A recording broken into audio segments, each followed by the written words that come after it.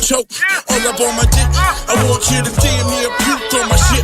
Bitch, love you when your girl switch. Damn, I got a chubby. Love the way you touch me. Ride it all night. Love the way you fuck me. Bend it over, push it back. Make the kitty cat go. Clap, clap, clap, clap. Man, I got this chubby. What you gonna do with this chubby? I said, man, I got this chubby. What you gonna do with this chubby?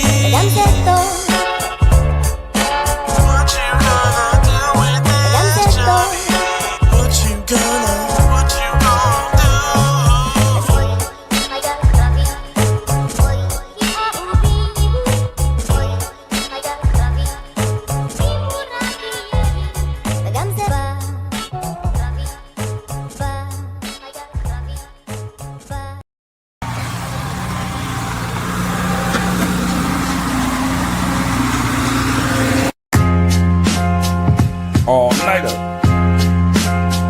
street meds, yeah. Cold nights got me thinking about the way things change. Snowfall on the window while I fight this pain. Heart froze like the city in the deep blue haze. Try and find a little light in these darker days. Yeah, the winter blues. Yeah, these winter blues. What am I gonna do? What I gotta do? Yeah, the winter blues. Yeah, these winter blues. What am I gonna do? What I gotta do? Yo, I've been doing this since 98. Step up to me, I just annihilate. I rep 508, even though they all hate. I know why, it's cause I got a bigger plate. Hate, it just gas up the engine. Gives me more fuel every time I'm not mentioned. Heart froze like the city in a deep blue haze. Trying to find a little light in these darker days. Yeah, the winter blues. Yeah, these winter blues. What am I gonna do? What I gotta do? Yeah, these winter blues. Yeah, these winter blues. What am I gonna do? What I gotta do?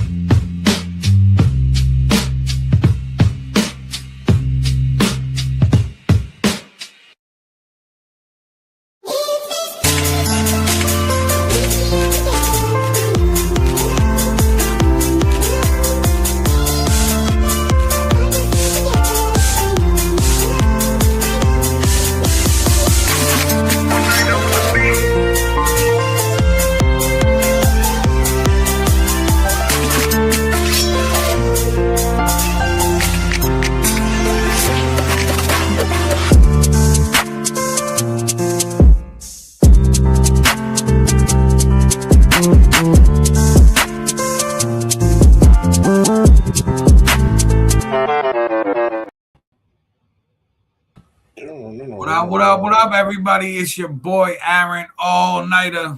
It's your boy Fifth in the building. This is the Pop-Up Podcast, episode 11.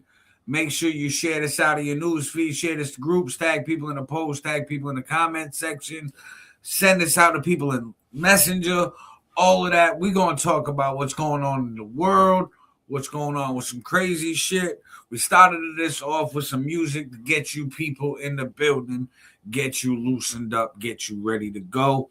We are streaming this on multiple platforms, multiple pages. Make sure you follow us everywhere. We are on Kick. It's your boy Fifth on Kick. We are also on YouTube. It's your boy Fifth and Street Magic Multimedia. And we are on Facebook, Aaron All Nighter. So make sure you follow, subscribe, turn on notifications, all of that good shit. Now that the bills are paid and we got that out the way, man, how you feel about what's going on in Iran and how it might affect China? Bro, holy shit, man. Dude, 2026 has been nothing short of high impact, high velocity shit all year long. Where you begin? So we stopped bombing Iran with Israel, quote unquote, them boys. We going to war for them boys again. Something else that them boys got us into. All right, so instead of getting broad scoped on this, I'll stay on point with what we want to go with this. China, I believe I saw a number was either 60 or 80% of China's oil is purchased through Iran. Now, them shutting down the Straits of Hormuz right now is going to dramatically affect the amount of imported oil they can grab.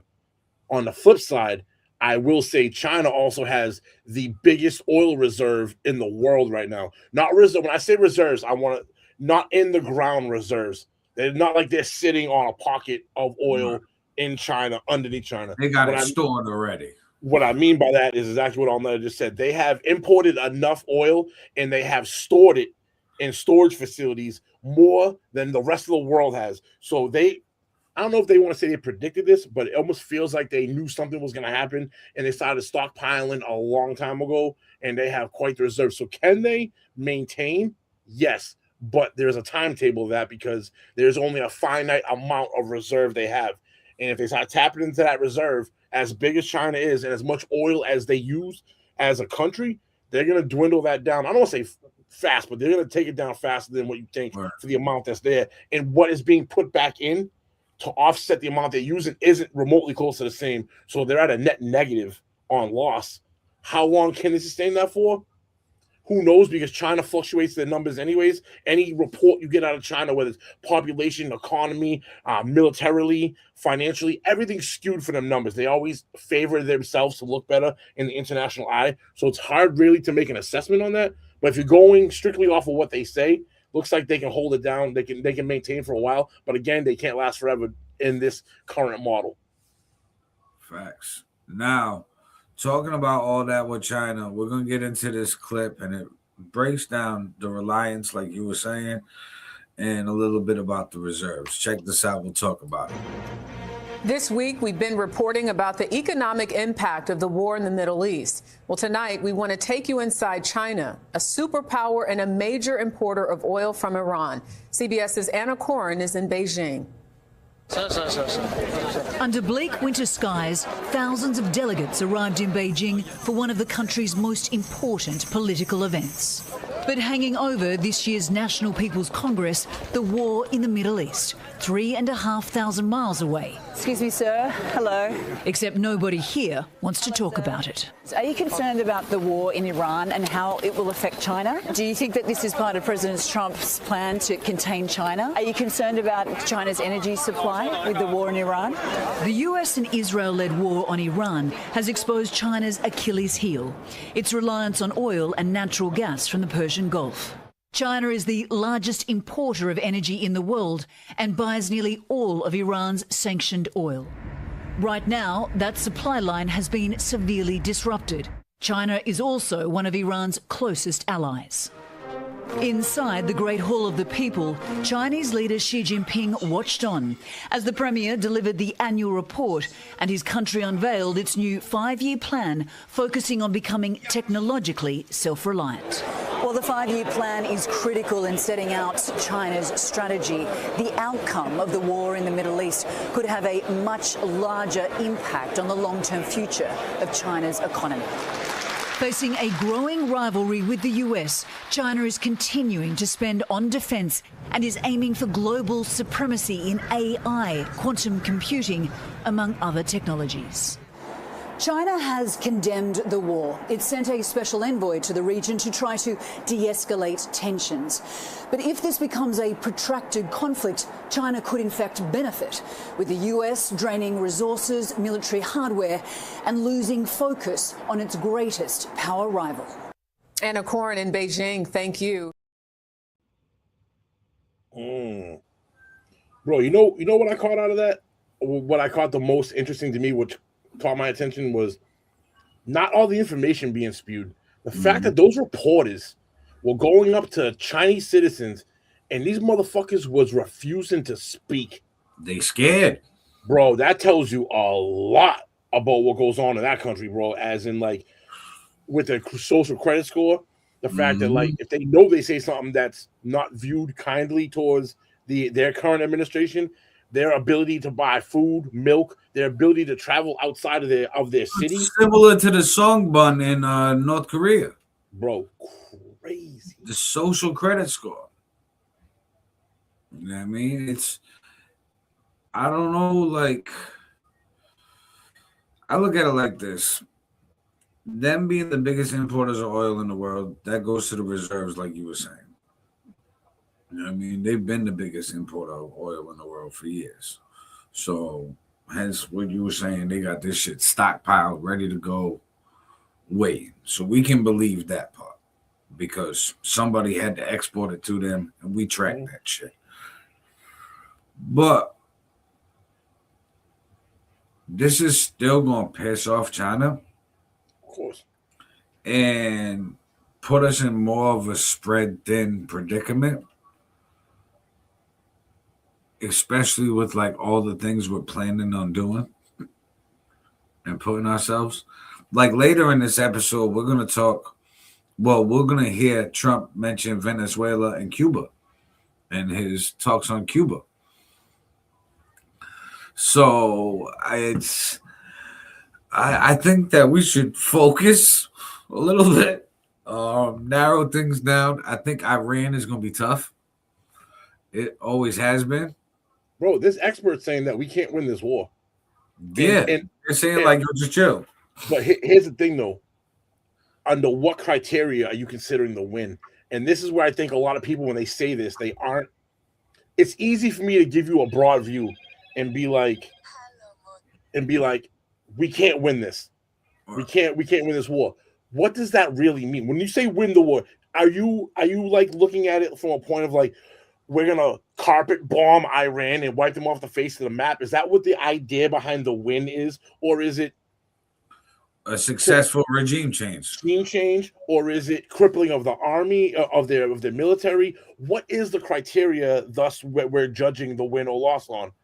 I think a win would be crippling their military. That way, they can't fight back. A regime change where they conform to our ways, like we're trying, right? And then there's always going to be the little factions that fight against it, and the only real win where there wouldn't be any of the rebellion is if you take the unethical route and just wipe them off the map and start over. But you can't, bro. That is an ancient civilization. Now, for people who don't know this, Iran nowadays, if everyone has seen the movie 300, right? This is the easiest way I can make y'all understand who this is. When the Spartans fought the Persians, Iran is Persia. Iran are the Persians. Iran today is Iran. 1,000, 2,000, 3,000. It was Persia. That's right. So you're talking about a lineage that has been on this planet far longer than the U.S. has. And I don't see 90 million people, which I believe I saw a population that 90 million people in Iran or somewhere there close to. You're not going to change the ideology over there. Especially by bombing them. No, fuck no, bro. No. What happened in Iraq, bro? And Iraq is a fourth of the size and a tenth of the population, and we couldn't even but that's again, I think we're going. They say you get more with honey than vinegar. Just imagine this theory, right? No, what would be a crazy type of war? We spend billions of dollars on war anyways, with bombs, missiles, all of this. What if we just bought the people off and gave them the money that we would spend on the military? Is that what we're kind of doing now, though, in a more covert way, though? I mean, we go there. We've already tried to, and the U.S. has done this for the last 100 years, almost, a little less. If we gave everybody a nice check of like $30,000, their government didn't do that shit. They're like, yo, I'm gonna go with the guy who paid me big money. Their government would stop that. I think we do this in a much more covert manner, where we go in, we take this money, we allocate it to these guerrilla groups. Yeah, and we get these. Like we pay for it. It's so fucked up. I'll give you an example. Yeah, we do a coup in all these countries. We fought Al Qaeda in Iraq, and yet go to Syria, and the enemy of my enemy is my friend. Mm-hmm. We're funding Al Qaeda in Syria to fight the Syrian army there last year. So it's these kind of moves that we make. It's like we already kind of inadvertently do that. We can go into these countries a size of Iran and systematically pay off tribes around the capital, right? So you surround them in every way. You put 5 different tribes around them. You pay those tribes off. You fund them. You educate them. You train them. You know what I mean? Like we already kind of do it. We don't do it with the people, and I think it's because how could you essentially do that with the people without the government, like the Iranian government, getting in the way and stopping it? And you saw what happened when we just did this recently, a couple months ago. We caused an uprising, and they killed.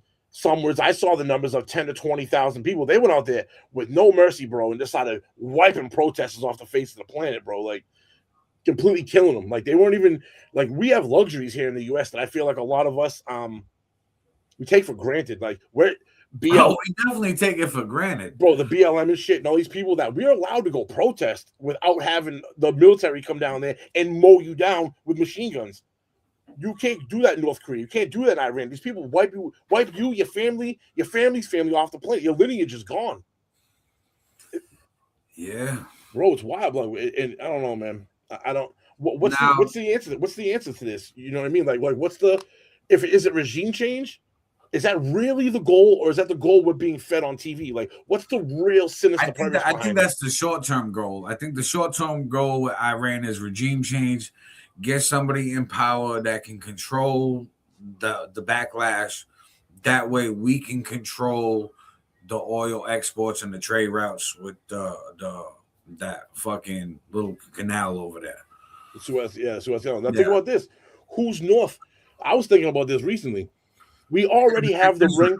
We already have the ring of we've already kind of isolated China, right? Because we've kind of like put bases in the Pacific from Japan all the way down to Australia. So we kind of like blockaded them on this side.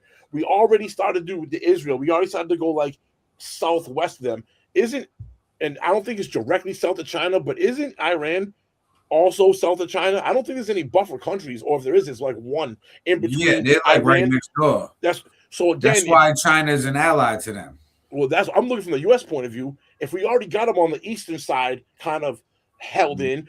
Now we're going to the southern part, trying to turn around. It's almost like you have Russia and China, which are the most northern and the most in that continent. You know, we want to be able to watch our neighbor and surround them all the way. We already have Europe. Europe's already to the west of Russia. Mm-hmm. So it's kind of that southern part where you have like India, Cambodia, Laos, like all the Uzbekistan. That's why we funded Ukraine.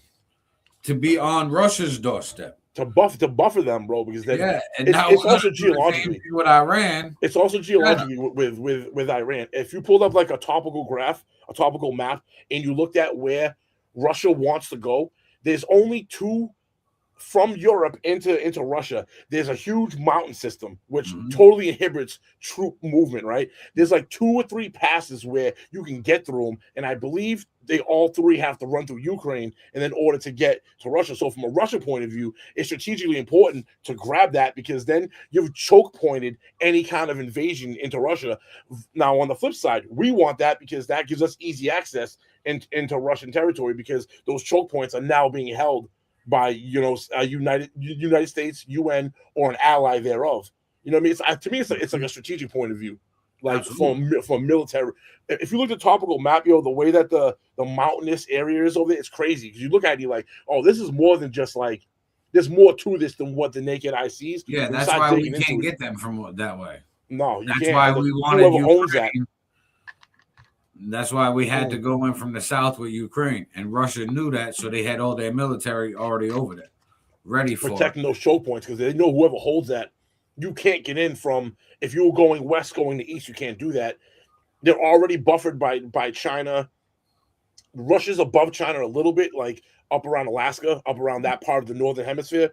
But then you have the Korean Peninsula, and China basically insulates Russia from the Pacific. So Russia really has to only focus on the eastern, the western part of their country, where the UN is, where Europe is. They have China worrying about the Pacific side, and like what we're talking about now, maybe coming from the south going north is probably the most volatile area. And if you look at the last 20 years, all the wars have been in that geological area, those locations, bro. So it's like, does it make sense that way? Looking at it, I mean. That's the only way it does, like, because you can't go through the certain way, like you can't do that mountain range, and there's only land doesn't move. You know what I mean? So it's once you strategically plan out where the access points are for each country, it doesn't change. So you could just build your military on that, focus on it, practice for that, all of that. But one thing that's you know how China's been like trying to act tough with Taiwan to trigger us for the last few years? Check this out. We'll talk about it. Welcome back. I'm Tiffany Meyer. The Chinese military has stopped breaching Taiwan's airspace following the U.S. and Israeli strikes on Iran that began nearly a week ago. China has been a main supporter of the Iranian regime for decades, but a weakened Iran puts the Chinese regime in a difficult spot. NTD's Washington correspondent Jack Bradley has the details. The Chinese military is no longer breaching Taiwan's airspace, at least for the past week, as China's closest ally in the Middle East suffered from major U.S. and Israeli strikes, taking out its top leaders. This is unprecedented, as China's military flight breaches on Taiwan were happening daily, in what were seen as intimidation tactics or possibly rehearsals of an invasion. China's increasingly aggressive actions near Taiwan are not just exercises, they are rehearsals. The U.S. has been arming Taiwan in the event of an attack from China, but China has been benefiting off of the U.S. sending its weapons to Ukraine and dealing with conflicts in the Middle East. Iran is very, very important when you're planning to invade Taiwan. The Chinese Communist Party has been building relations with the Iranian regime for decades, building a second front against the U.S., and buying cheap sanctioned oil in the process. Iran is absolutely key when it comes to sanctions evasion. All while depleting U.S. resources. One example is when Iranian-backed Houthi terrorists began attacking European cargo ships in late 2023. Container traffic in the Red Sea fell by 90% in 3 months, forcing the U.S. military to intervene. You want to make sure that you're able to distract the United States. But now, China's military drawdown on Taiwan may be connected to the CCP's ongoing military purge. The Chinese regime has removed dozens of top generals over the past few months, placing them under investigation, accusing them of disloyalty to the Communist Party. Many say this has undermined the CCP's overall military readiness to invade Taiwan. The People's Liberation Army is in no position to fight a war. We spend our time in Britain and obviously in the US talking about the threat from China, but maybe it's overblown, Michael. But the US may need a solution to Iran quickly, as a prolonged conflict could embolden the CCP. If it looks like the Americans and the free world have gotten stuck in Iran and that the regime still is in place, At that point, I think you could find the Chinese saying Taiwan as a very juicy target. And maybe that the time is right, particularly if President Trump, is handcuffed by domestic political problems. The outcome of the Iran conflict could determine whether the U.S. can pull through in what may become the face-off of the century, a Chinese move against Taiwan. Reporting by Jack Bradley, NTD News. They trying to talk about a possible. You still got the audio going. All right, just. Also, my bad. That's me. Hold on. Fuck me. I'm still trying to get I'm going on Kick to try to pull up my fucking the analytic page so I can see what's going on. And I got their ads playing my bad. My fault. My bad. So with China, it's like them pulling out of the airspace right now is weird to me, especially since they've been violating Taiwan's airspace for like years. But I can see if we are draining their resources, their stockpile of the oil reserves, like you mentioned earlier, how long can that last for? They say that they can last for a while, but can they really? And if they do try to strike us, will it be them attacking an ally like Taiwan, where we've already vowed to defend? Or right? It's funny because I was playing. It dawned on me.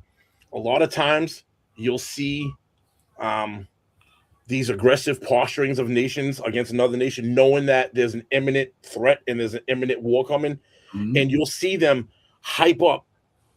You think, oh, it's coming. Everyone's waiting, and then they pull back. You let your guard down in that pullback time, and then bang, they nail you because you're so used to being on defense. Because you see them coming, like them constantly infringing on the airspace. They constantly Is this their pullback period? Yeah, you know what I mean. They pull back now, in the thought that Taiwan will go to take the breath, like, and then in the middle of them taking that breath, they come in and fucking nail them. To me, that tells me they don't have much oil reserves as much as they say, because they're already acting quick. And I think China itself is on a timetable, anyways. Which is why they've been aggressively acting the way they have been towards Taiwan.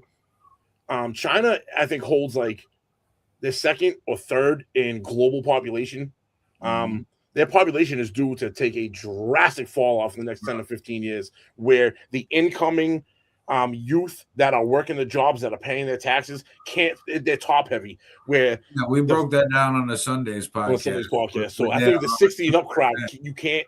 The amount of resources it takes, food, energy, with the healthcare, that costs money. Usually the incoming people that are being taxed pay for the top. So the bottom base is usually bigger than the top is to make money. If you have a bigger base making money than the top is extracting it, you'll have a net positive.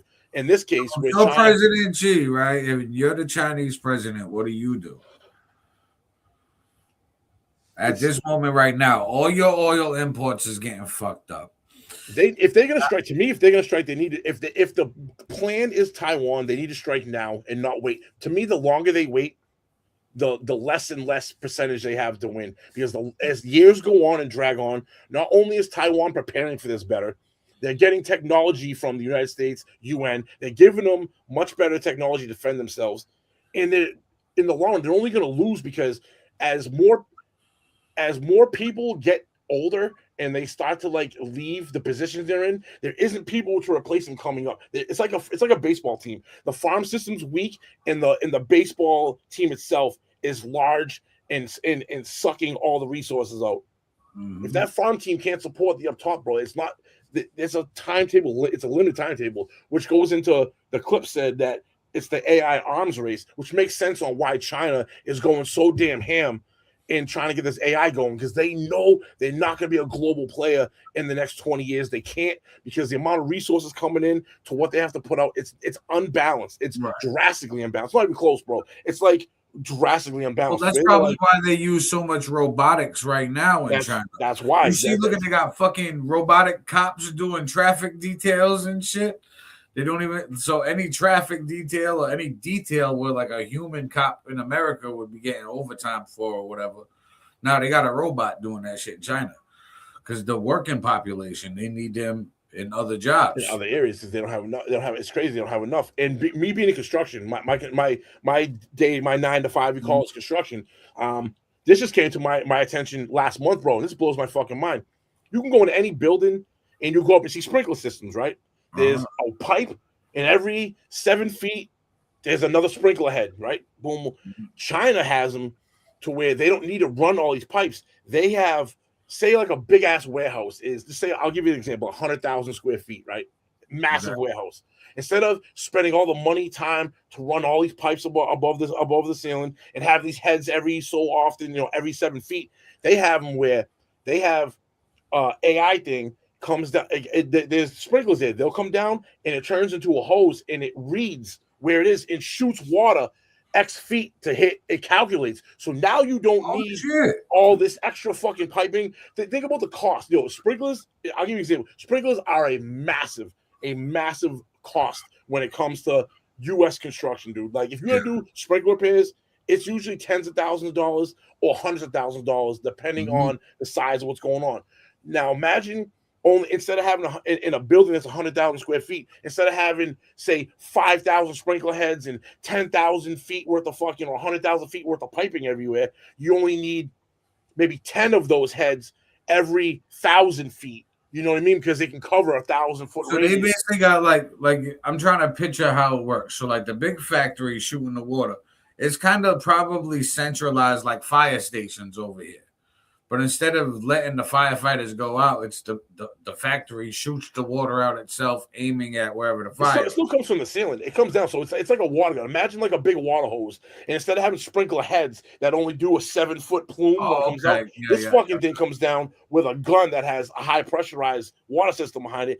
And I don't know the exact numbers, so I'm just trying to give you an example. So my numbers are definitely. I'm just trying to give you the pink like idea. a super fucking. It's like a crazy super soldier, dude, that can shoot 1,000 feet away. Let's say, for instance, and have 1,000 foot radius, but you only need to feed the one instead of within that 1,000 foot. That 10,000 square feet. The amount of cost it would take.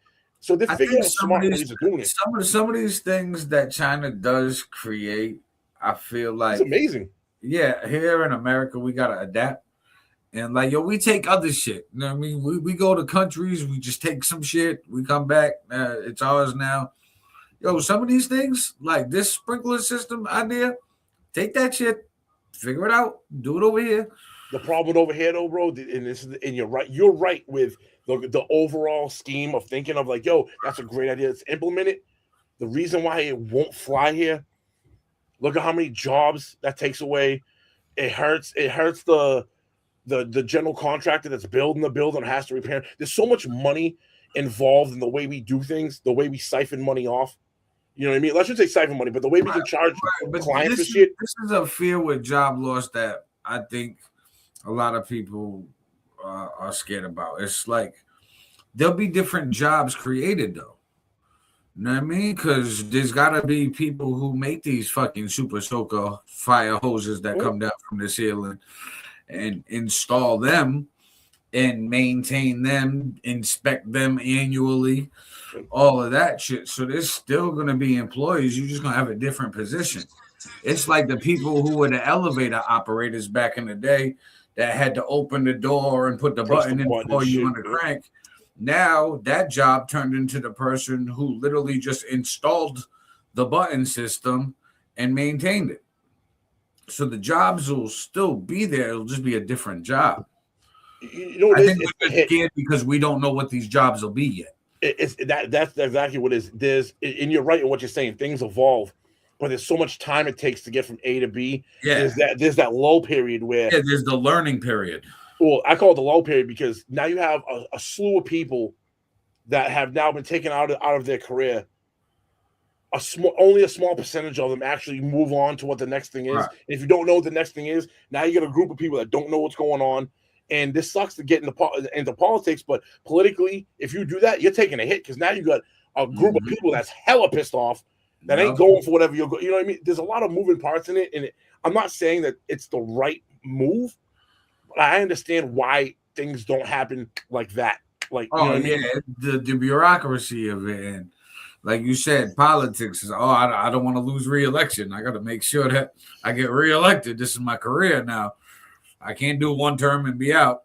So it's funny too. You see a lot of what you're saying happens when, if it's the president, it's like the first 2 years. It's the earlier on because you tend to forget as re-election time comes. Or if it's like the Senate or the House, it's like the first year. Yeah, the last 2 years that's when they make everybody happy. The last 2 years, I'll give you whatever you want. Don't worry about it. You get it. So the first 2 years, it's like, yo, I got shit I gotta do. You might not like, but I gotta get it done. Sorry about it. Now, speaking of politics, this went viral this week, and we got to talk about it. And what went viral on this was the beginning part and the middle end. I'm gonna play somebody who filmed this and somebody who added on their own opinions to what the Marine was saying. And yes, I'm talking about the Marine with the broken hand. Talking about them boys. You got the clip? Talk about it. Oh, hell yeah. Stand up as a Marine and stand up for America. No one wants to fight for Israel.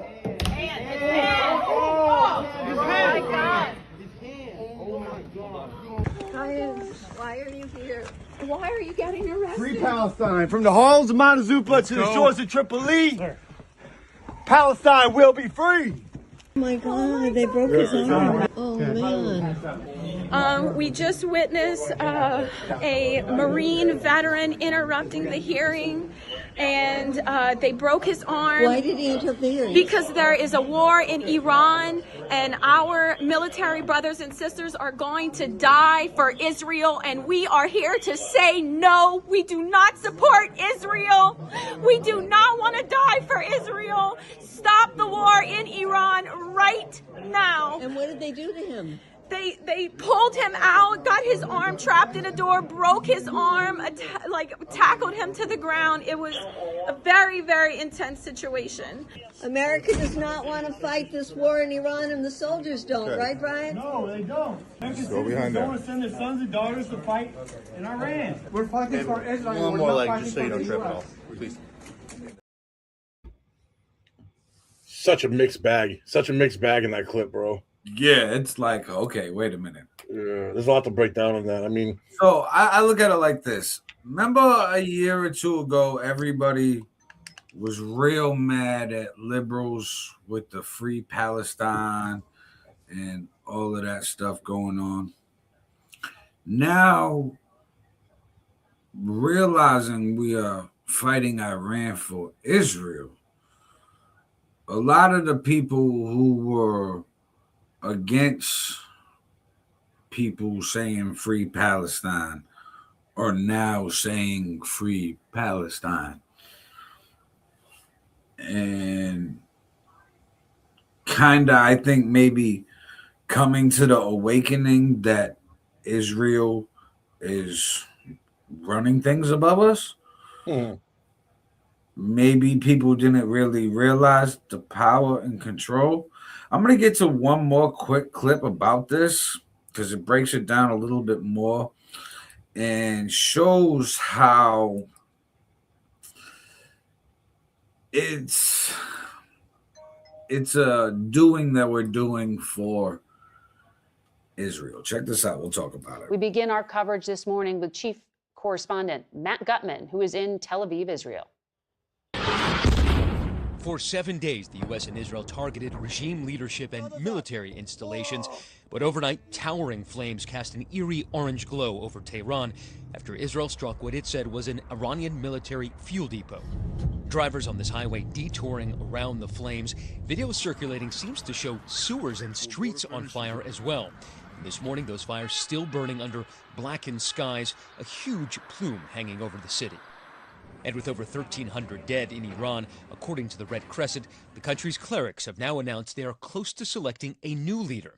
Support has recently crystallized around Ayatollah Khamenei's hardline son, Mujtaba. Israeli Prime Minister Netanyahu's advisor, Michael Eisenberg, with a blunt message. You know, the highest risk job right now is to be the new Ayatollah. That's a high-risk job. To be the head of the Iranian military, the IRGC, those are high-risk jobs. Don't take them. They're going to be targeted. Don't take those jobs. These are high-risk jobs. We're watching you. The president has demanded a say in the selection of Iran's next leader, and Israel's Netanyahu using an address overnight to directly speak to the Iranian people. He said, "I've been speaking to you and for you for decades. The moment of truth is approaching, for we do not seek to divide Iran, we seek to liberate Iran and live with it in peace." In Lebanon, Iran's main proxy in the region, Hezbollah, has stepped up rocket and drone fire at Israel. Overnight, most of that intercepted. In response, Israel has ordered some 300,000 residents of Hezbollah's stronghold in Beirut to flee, taking out building after building. Margaret, a short time ago, a bomblet from one of those cluster munitions landed in that building behind me. You can see it flung a car up in the air. They are now in the process of moving it. Israeli authorities telling me that Iran is now relying more heavily on those cluster munitions, which spread out those bomblets high up in the atmosphere, and they're finding those much more difficult to stop. Margaret. That's Matt Gutman in Tel Aviv. So, Netanyahu says, "We're watching you." Now, in the English language, when you say "we're watching you," it means multiple people who are like connected, watching somebody that identify themselves as we. And then it cut to Trump saying that he wanted to be involved in the new leader selection, which makes sense because if we're going to be over there doing some shit, might as well control the shit. Otherwise, we're just going to stay over there and it's going to be a money pit and more people are going to die. But I hate when people sugarcoat shit instead of just saying what it is. Like, I wish Israel and Trump said, listen, we don't like Iran. We want to take over Iran, grow Israel in the Middle East, and have more of our ways over there. And this is how we're going to do it. Because we don't like their policies and their economy and their values. We have our own values. And we're just going to put our flag over there. Everybody cool with it? Let's go. Like, just be real with me. Like, I can read between the lines. Especially when Netanyahu's, "We're watching you." It's like, okay, motherfucker, who is we? Yeah. You know what I mean? And then it cuts to Trump picking the next leader or wanting to pick the next leader. I'm like, oh, that's the we. Makes sense. And then one thing I've always questioned about all wars, ever since I was a kid, right? This has always fucked my mind up. Why is there news reporters at every fucking war filming this shit while there's bombs flying in the background? They got a helmet on. They're sitting there in fatigues. They got press on their bulletproof vests, and they're like, and we're reporting here live. You see the missiles in the background. They're attacking this building and that building. Please don't go over there if you can. Make sure you stay at home. This is crazy. And it's like, bro, what are you doing there?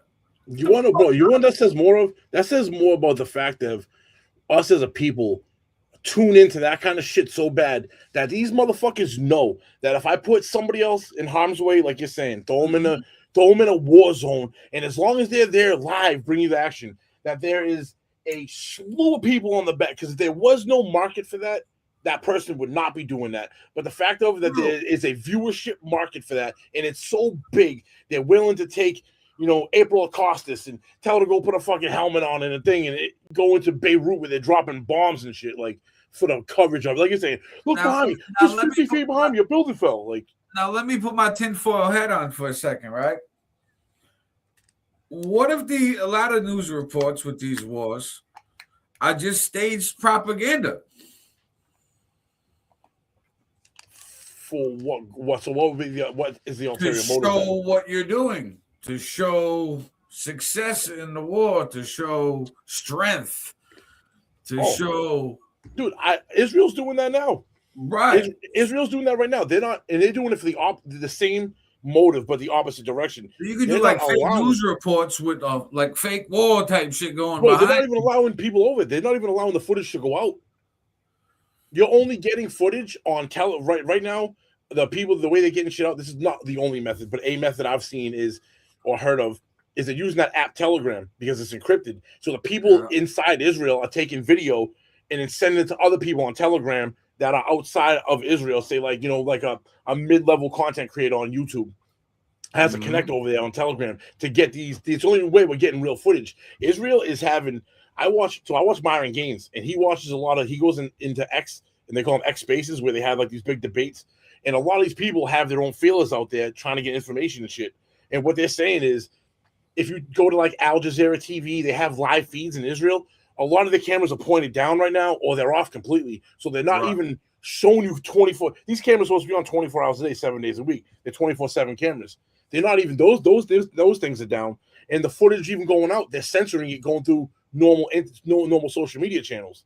So the only way we're getting real information is through these encrypted apps where me or you are there. We get the actual footage. We know better than to go the traditional routes.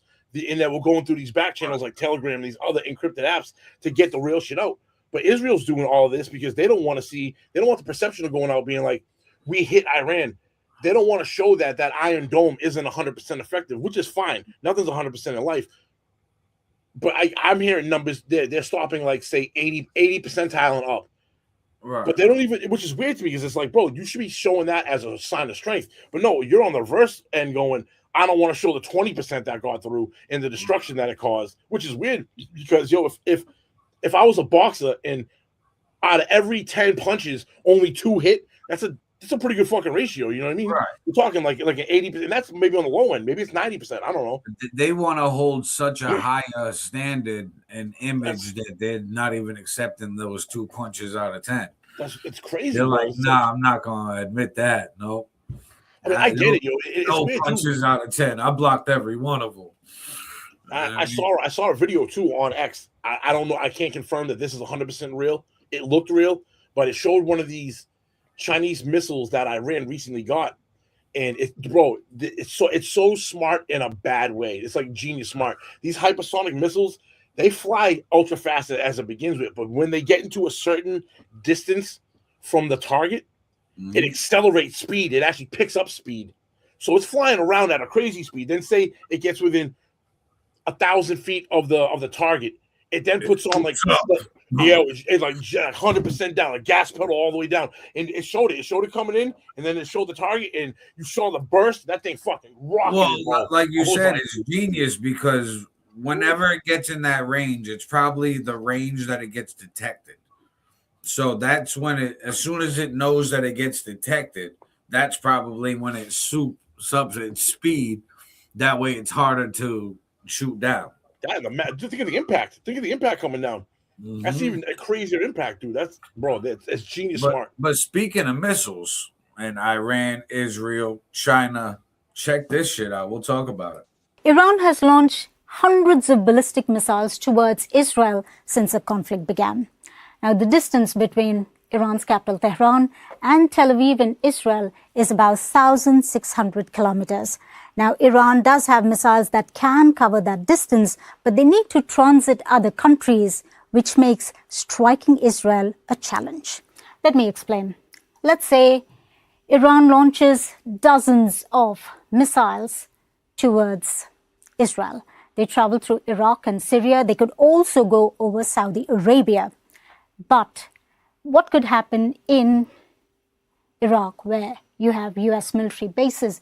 You have the American Patriot system that engages and destroys these missiles. So let's say we've lost some of these missiles out here. The ones that are remaining then enter the Syrian and Jordanian airspace.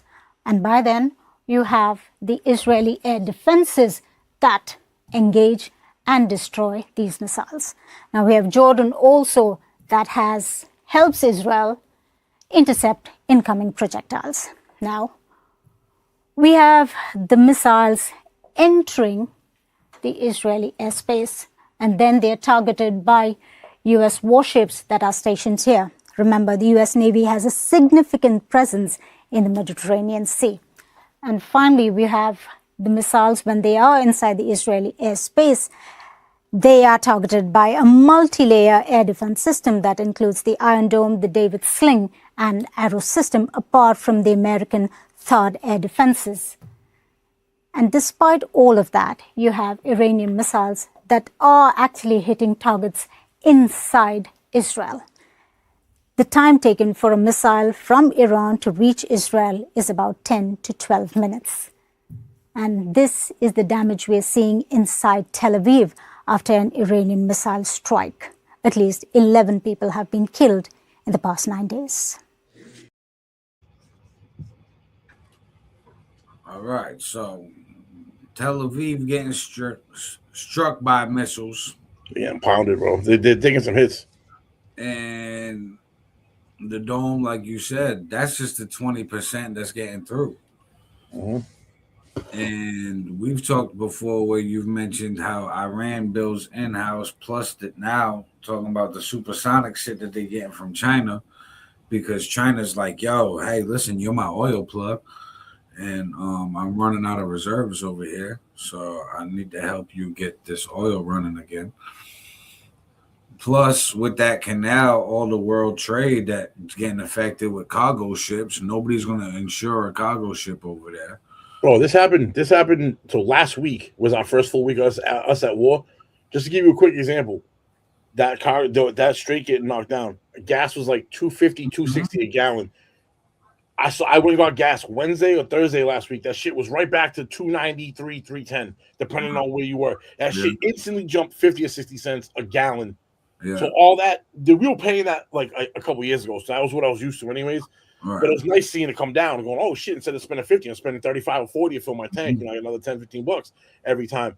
I instantly watched all that erase last week coming into that shit because that fucking, I don't think we've really even seen a real like it hasn't impacted the economy yet. I feel like there's a ripple effect. Like that's going to take time for it to really filter through everything. And really I think this change that we've seen with the gas prices, it's going to be, this was, like you said, ripple effect. This was the stock market being scared at first, knowing, oh shit, we're about to take a dip.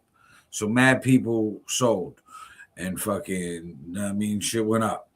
But it's like, okay, now it's only going to get higher the warmer it gets because now it's travel season, summer, spring, fucking vacations. So it's only going to go up and this war is going to continue. We're trying to drain China's reserves for oil, but it hurts us right now. But if you think about it, who did we just fucking capture before Iran? Maduro with Venezuela. With the second biggest oil reserves. The oil that they were getting from Venezuela. Yo, that's some... Bro, you think you nailed it. I didn't even think about it like that. So we go to make it look at them. Remember, I mentioned before when I kept talking to Big Three and I said he's going to take all of these countries and their resources. It stops them from exporting these resources to our enemies because now they're ours. So Venezuela, we're going to stop feeling that as soon as we get these oil companies and they're up and running, shit going. So we're not even going to do the sanctions, well, not sanctions, the inspections for the oil refineries that they already have there that need to be updated. We're just going to put them shits to work. If somebody dies out there, they die out there. Hey, it's a sacrifice. You're a martyr and a hero. Fucking give us the oil. And we're going to do the same thing. It's going to take time for the Venezuela oil, though, because the type of oil that's being pumped out of the ground there, it isn't the same kind of the oil that Venezuela has isn't the same kind that we pump in the U.S., which isn't the same kind that they pump over in Saudi Arabia and the Middle East. They're different styles of oil. Our refineries Venezuelan oil we're going to sell. We're going to sell that oil and trade.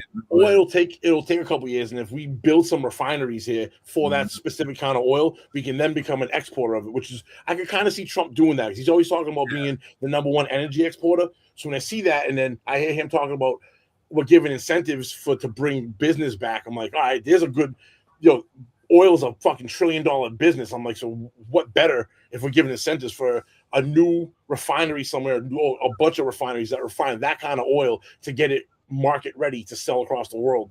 You know what I mean? For all the various products and gasoline.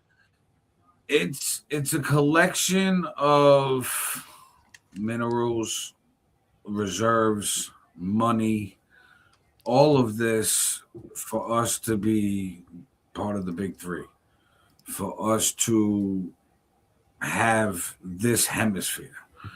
Bro, I was so thrown for a loop the other day when the Kristi Noem got fired. Yeah.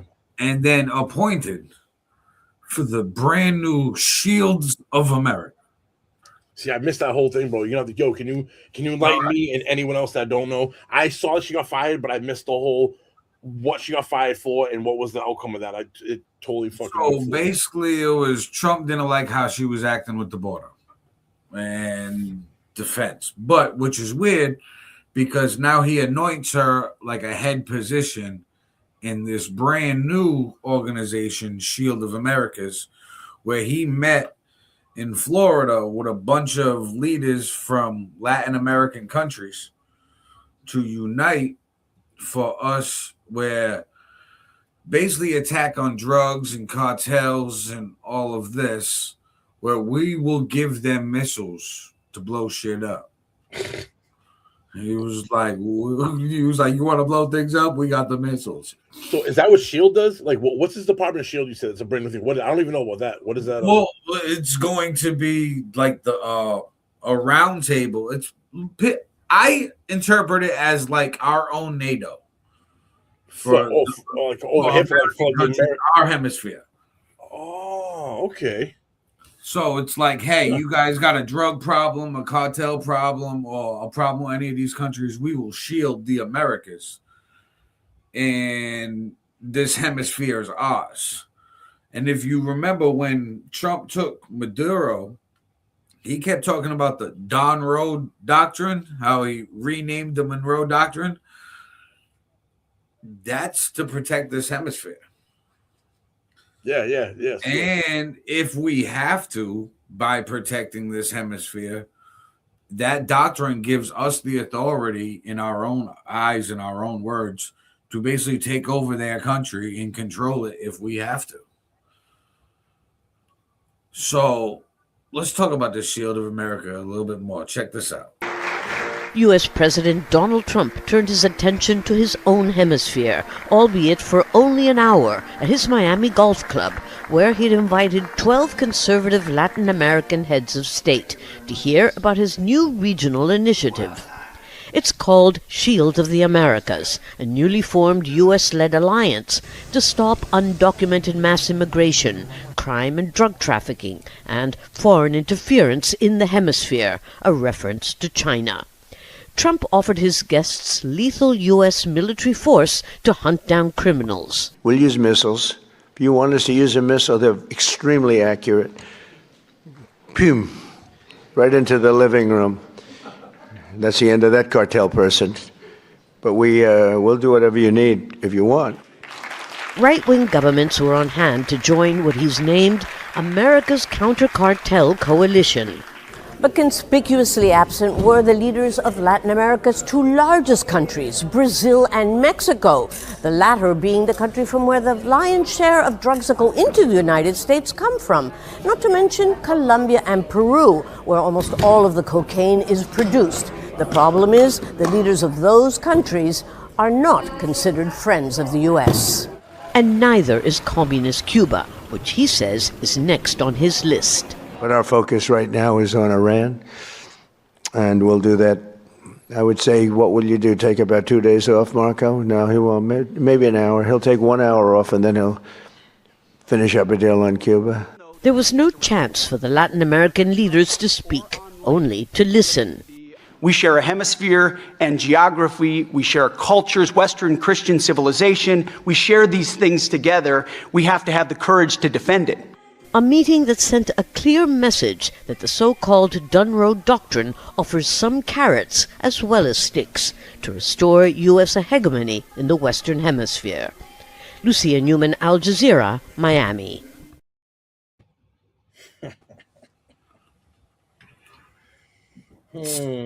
So when I seen this the other day, I had to pinch myself because I was like, yo, I was just talking about this. I'm like, as soon as he started naming countries and saying, yo, I'm going to go over there, take this, I'm going to take that, I'm going to take this.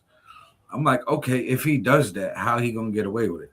I'm like, he mentioned Monroe Doctrine. I'm like, that's on his mind. I'm like, that controls this hemisphere.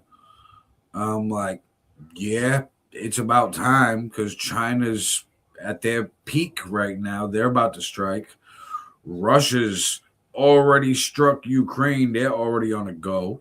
Kim Jong-un's been playing with missiles for years. It's like, hey, it's now or never. So as soon as he took Maduro, I'm like, oh, this shit's on. And we did that little deal with Greenland, but I think that we're going to bully them on that deal.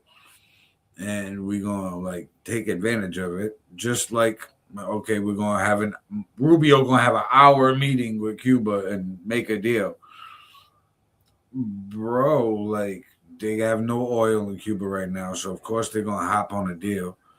And then we barricaded them. We're not allowed anything in and out. Yeah, we fucking we stopped them oil. It's so I don't know, man. It goes back to what I always say. Like Cuba strategically, it would make sense. Even the whole Caribbean, that would make sense if we took it over. But at the same time, it's like they're sovereign nations. Is it right for us to go take them over? But and obviously the clear answer is no. It's not morally right. But then the next question becomes: if we don't fucking do it, are we going to let China do it? Are we going to let one of these other countries that don't give a fuck about that moral dilemma bullshit? That is, it will absolutely put the fucking gas pedal down and just go and take it out. And then you have now one of our enemies on our doorstep. Yeah. I don't know, See, bro. I peeped the game plan. I seen the play a mile away. I knew as soon as we picked up Maduro in the tracksuit and said it was for drugs and he was a narco terrorist. And then Trump just on the plane, we took his oil. We went and grabbed his oil, all of it. We went over there. We got oil. I called all the big oil companies. I was on the phone with them. They're about to start working. It's like, what? You talk to the oil companies before Congress and the Senate. Fucking green dude talking with Greenland. You talk to nobody else. You talk to the oil businesses and said, "Hey, you guys make the energy." Fucking, I'm talking to you we're guys. taking a lot of shit. We're taking a lot of shit, bro. We were going to take Greenland. We inked a deal with them. They're essentially like it's not ours as in the United States property, but it might as well be. Right, that's what I'm saying. Greenland, we're gonna bully that deal too. We're gonna take advantage of it and put as much of our own shit there. It might as well be ours. It might as well be ours, just not under name. You know what I mean? But it really is type deal. Think about it, we snatched Venezuela up. I mean, really, and it's funny too. The only 4 countries that there was more presidents on that stage than I thought was going to be there with Trump. To be honest with you, bro, it was only 2 lines, but them lines was 12, 14, 16 fucking people there. It was. Look at their options. Look at their options. Either you play ball with America and this Shield of America's idea, and get to use these fun missiles on, these narco terrorists and actually build your economy and make your people happy, or we bomb the shit out of you, or just kidnap your president and take over. Yeah, we'll bomb the shit out of you, then take over and rebuild it the way we want to, like we did in the Middle East. Right, like we do everywhere. So we've shown our playbook. We've ran the same play. So it's just we execute it very well, and we have the capability to execute that same play. It's like having a beast running back that can just run through the defense all day long. You could literally run the same play, and he'll just run through the defense. There's no one there to tell. Who in the world is going to tell us we can? If we hypothetically wanted to say, we're going from Mexico all the way down to the bottom of South America, and we're taking. Who is really going to stop us from doing that? In all seriousness, yeah. who gives a fuck enough about this hemisphere? I mean, we'll get the denouncing from all the countries and NATO. And there'll be a lot of chitter chatter, but when a push comes to shove, who's really gonna push? Nobody. You know what I mean? Who's gonna be willing Look to at all go the there? resources we'll get from South America. Ooh, they're rich, bro. Rainforests. Oh, like, come on now. We just inherited the rainforest. you know, the minerals, the oil, the coal. Mm-hmm. Bro, there's so many fucking resources down there, bro. Crazy resources. And geography, the strategicness of it, it's literally a landmass that's connected but surrounded by oceans on both sides. It's America. It's America. So it has a free buffer zone around itself. You know what I mean? Like, It's so like a castle with the biggest moat possible. Yeah, yeah, for real. Yeah. With alligators in it. Right. Everything in it. All types of shit. Atlantic, Pacific, we good. For real. So it's like, and with that much minerals and resources, we'll have enough, in my opinion, to create our own type of dome a little bit. Like we have our own anti-missile technology, but more of a dome like Israel for at least the United States at first and then expand it. Where we could just put that on all the borders going all the way down to shoot down shit anything from either direction. Start on the Pacific side with China and North Korea and all them. And then the Atlantic if Europe and all them start getting brolic. You know what I mean? But they're going to have to worry about fighting Russia. It's funny you said that, though, and it makes sense now why other countries have their anti-missile technology is more advanced than ours. And you just said it dawned on me. I'm like, we've never had a need to focus in on that area to make it superior because we're surrounded by oceans. We don't border an enemy. There's nobody we've been shooting missiles back and forth at, so we don't. That's all right. I can see that. But with the technology getting better and these missiles getting further, yeah, we're going to need a little something. And the speed, bro. I think they said, what, 13? You can look this up. I think it was 13 or 15 times the speed of sound is these hypersonic missiles go at, bro. So that's California. Bye-bye. That's California. Bye-bye. Now, on the ICBMs, hell yeah, on the big ones. Right. So you gotta we gotta protect Cali. I mean, it'd be East Coast too. It'd be the East Coast. The only thing that really be safe would be like Midwest. Well, the East Coast we'd be safe because they'd have to come from Europe or like Eastern, Western Africa. Range wise, if you're going from range wise, I mean, I think going from like China to like West Coast and say like as further east as you can get in Russia and firing off to the East Coast, they're similar. They're not that far out of balance, like distance wise. It'd be the coast that we get annihilated. Yeah. But what else went viral this week? And this threw me for a loop. I did not see this on my bingo card for 6. Was Nick Fuentes, who's always been very pro-Trump. His dialogue and presence online, in my opinion, was a big boost in helping Trump win the presidency. He was like one of the people that really pushed Trump towards winning. In 2016. Yeah. Not in 24. He didn't vote in 24. Right.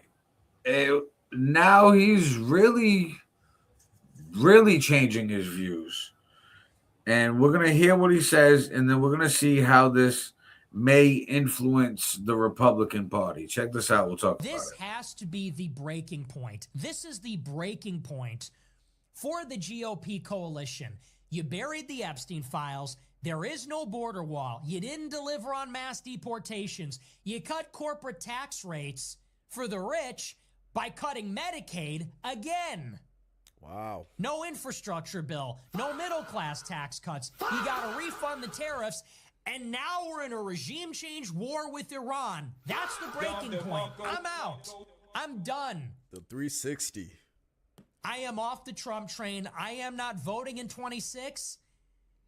If Rubio or Vance are on the ticket in any form in 28, I'm voting for a Democrat.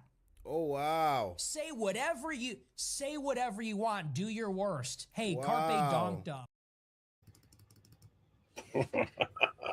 I saw that rant. I saw that rant, bro. I watched that whole episode. It was I watched Nick Fuentes probably. He's one of there's like 5 podcasts that I'll tap into all week long to try to get a more well-rounded view on Iran, whatever the current shit going on geopolitically is. I do watch him. He's a funny dude. He's been on Trump's ass for about at least the last year. He didn't even vote for Trump, bro. He didn't vote for Trump in the 2024 election. He's not a fan. It's funny. He is an America First guy, but doesn't look at the America First the way Trump thinks. He's looking at it through the similar, they both have the America First, but looking at it through drastically different lenses. I think Nick Fuentes, his America First is let's put the money and problems towards fixing America right now and not play with world politics. Whereas Trump realized by being in office and having his handlers in his ear and being a businessman himself knows, hey, U.S. politics in America First is world politics because we do business with the world. We can't until we're fully self-sufficient and have all these resources to be self-sufficient, we can't get that. Let's just mind our business and worry about America. We ain't there yet. So I think that's why Trump's. We can't anyways, bro. We're too spread. We're in everyone else's business too much to only focus on our shit. We couldn't possibly go, all right, we're just gonna pull everything back from everything we're doing and let whatever happens now. Because we've stabilized what we call stabilizing countries. We're propped up these countries. If we were to remove ourselves and the structure we put in place, this fucking countries would crumble, and then you'd have warlords and tribes, power and influence. It'd be a vacuum. It'd be Mad Max in every place until someone became the new leader, and that would be the government at that point. Right. That goes back to the moral dilemma of war and land grabs and shit like that. It's like, okay, if we're playing this game, we got to play it to the fullest and win. Otherwise, it's bad. Now, someone else will do it to you. It's going to come down to, at some point, if you're not the number one, I always say this: do you want to be throwing the punch or getting punched? What side of the fist do you want to be on? And it sucks to look at life like that because it's very rough and rugged. But it is very true. But unfortunately, we here in America, we have it so nice. People are like, oh, we can get along, and bro, nowhere else in the world, very few places in the world think like that. It's an absolute minority. Like, everyone else is out dog eat dog, man. Everyone's out for their own to make themselves get better. We cannot take our foot off the gas and start looking at it differently, being like, oh, well, because the number 3 or the number 2 country will easily take the number 1, and they're going to come take our shit. They're not going to care that we had, we were nice to them, or they're not going to care that we were benevolent to them. Now, one of my thoughts is this, right? And I've said this before. I hope this isn't a prediction I get correct, but I named the big 3, and then all of a sudden, Shield of America's popped out. we got a whole new organization of world leaders that just happened overnight. Bro, is it called Shield? Do you think they're gonna call it Shield, and that's gonna be like NATO, like NATO and Shield? Is that gonna fucking like an acronym for something? No, I just think it's for a shield, the Shield of Americas. I don't think that they put it together well enough for an acronym. It's funny too, like the image, bro. It looks like some Chat GPT AI image. Like the logo was definitely, they would like make a shield with American dominance in it. It's crazy too. The 4 countries that were said to oppose them are the 4 biggest drug countries in Central in South America. So it's like that's where all the Shield of America is going to focus all its military strength. Put a target on themselves too, bro. Bad. Think about that. Put a mad. It was kind of slick what he did by him doing that, to know where these countries stand and how corrupt they really were. Because obviously Mexico, Colombia, Peru, and I don't know about Brazil as much, but Brazil being such a big country, I get it. Like, how corrupt are you? Brazil didn't pull up because of his ties with China and Russia. True. Yep. It wasn't the drugs with Brazil, it's brick. Absolutely. Yes. Yeah. They're like, sorry, we brick. That was like Trump taking a line in the sand and going, all right, what side of the line? Pick a side. Exactly. And 4 people stayed over there, and the rest. That's smart, bro. Now they go to Target. They know Mexico. It's gonna be funny. You remember how we talked about like Iran being the last one after 9/11 happened? The general came out with a list of countries. We systematically, if you look at the last 20 years, all the countries we've taken out. We got a new list. Iran being the last one on that list. I wonder if the new list comes out and the next one is Mexico, Brazil. Listen, Trump already mentioned it in those speeches when he started saying Venezuela, Greenland, Colombia, Cuba, Panama. Those are going to be the ones. We're definitely going to go to Cuba. Strategically, that's great. Then fucking all the oil that we'll pump into there, we'll make that a vacation spot. Bro, they'll take Panama for the Panama Canals. That's the only way to get to cut through, other than you have to travel all the way around.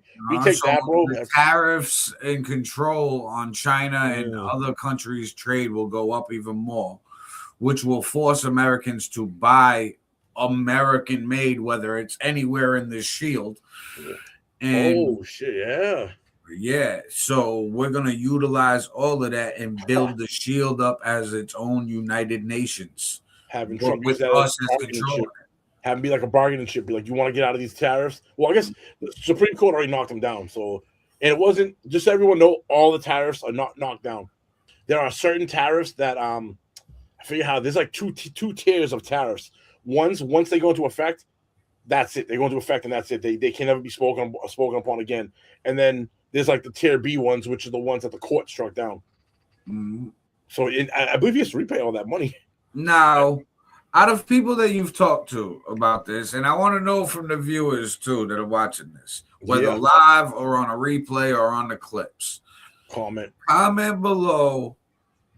Do you support this war in Iran? And if you do, why? If you don't support this war in Iran, why? Either way you go, I want to know what your reasoning is to see where the people is. Because check this out. We'll talk about it. From the Pentagon and from the White House, the Trump administration insists the threat from Iran was imminent and war was the only answer. When crazy people have nuclear weapons, bad things happen. But poll after poll shows the American people are not buying it. A Reuters Ipsos poll finds public approval of the war at 27%, lower than the Vietnam conflict in its last 2 years. I don't support it just because I don't support violence, and I just feel like there's a lot of things happening here in our own country that we could be focusing on. Americans seem more concerned with rising grocery and gas prices. On Capitol Hill, Democrats are wasting no time making their arguments to retake control of Congress in the November midterm elections. Every strike, every military escalation, every headline is a distraction. It pulls our attention overseas from the urgent economic struggles that Americans face at home. It distracts from the hard, less glamorous work it takes to make life more affordable for the American people. It seems to be working. Polls show voters are leaning slightly toward Democrats, giving them a chance to flip the House and possibly the Senate. I would like to see the Democrats control Congress. I think when that happens, people are more humane. I feel that way. The war has even split Trump's MAGA base, with some of his hardcore supporters saying he's gone from America first to Israel first. This happened because Israel wanted it to happen. This is Israel's war. This is not the United States' war. This war is not being waged on behalf of American national security objectives. No one should have to die for a foreign country. I don't think those 4 service members died for the United States. I think they died for Iran or for Israel. March is a long way from November, and Republicans have time to make up electoral ground. But for now, the signs point to resistance on the way to the polling booth. John Hendren, Al Jazeera, Washington. Oof, I mean, bro, this is a tough one because we see the bigger picture. Well, two things can be right at the same time. They're right when they're saying we are fighting this war for Israel. This is why, yes. Like, if people can get over that fact, and it's like, well, then why are we doing it? And there's many different reasons. I go to the reason of to try to so people can understand this as like, imagine your boy or someone you hold dear goes into a neighborhood that's surrounded by enemies. You're much more powerful and bigger than everyone in the neighborhood. You can kind of go in there and exert force and allow your boy so your boy is good and can grow. That's probably like a really dumbed down version of why they're doing it, but at the core, one of the core values of this, I want to say is that. So yeah, are we going to war for Israel? Yes. However, as a byproduct, in like call an addition, the women over there are oppressed like crazy. They have to wear jobs. They have to cover their face. They can't go to school. They can't drive. They have no rights over there. They're second-class citizens. So look at it like women over. If you're like a pro woman, and like I know people in the comments, you know what I mean? Like Flea, do you want to be told what to do? If you was in Iran right now, you wouldn't be able to talk. You wouldn't have your podcast. You wouldn't be able to do anything that the luxuries you have here. Now, if we go over there, we'll be liberating those women to have the same freedoms you have now. So there's good things that will come out of this. Like, you'll bring up the quality of life over there. Only the big cities in Iran live like a 60s or 70s kind of living. You know what I mean? Like they're not up to date. So if we do regime change it, and we can get our people in there, which again we control. It's another benefit for us. We're controlling this country south of China. Maybe the byproduct of that is their society and the women and everything involved can get an upgrade to today's standard, and they're not living like it's like 70, 80, 90 years ago, or in some places hundreds of years ago. Right. Running water, school systems, bus system, like the whole infrastructure of what we have here in Western life. It could be it's an upgrade for them. So I mean, two things can be true. This is why I say two things can be true at once. I wonder why governments use to get people interested, bro. You said it within there. Yeah. It's just the new, bro. That old way of like serve your country now and you'll be like, bro. That shit don't fly with no one nowadays. And these people that are marketing know this, and they're looking at what you guys like to do. Like you give your data up to your phones, so it tells you you can compile like, all right, is this demographic of people. This person's into this and that. Let's market it. I'm gonna focus a message. I'm gonna put it anime characters. And again, I'll just be stereotyping. If you're an anime character heavy watcher, that means you're not out doing shit. You're home watching it on your computer, your phone. You're not being active. So again, coming from like a point of let's not go for the people that are active in society. Let's go for the people who aren't doing shit. All right, let's try to get them into let's get them a role. Let's get them something to do with life.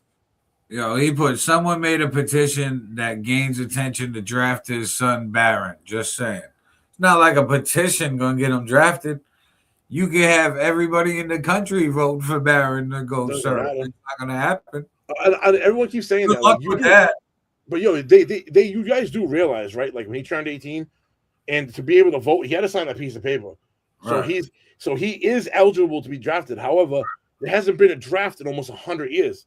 Right. A draft only happen when our armed forces go to war and we get depleted and we need to fill the reserves back.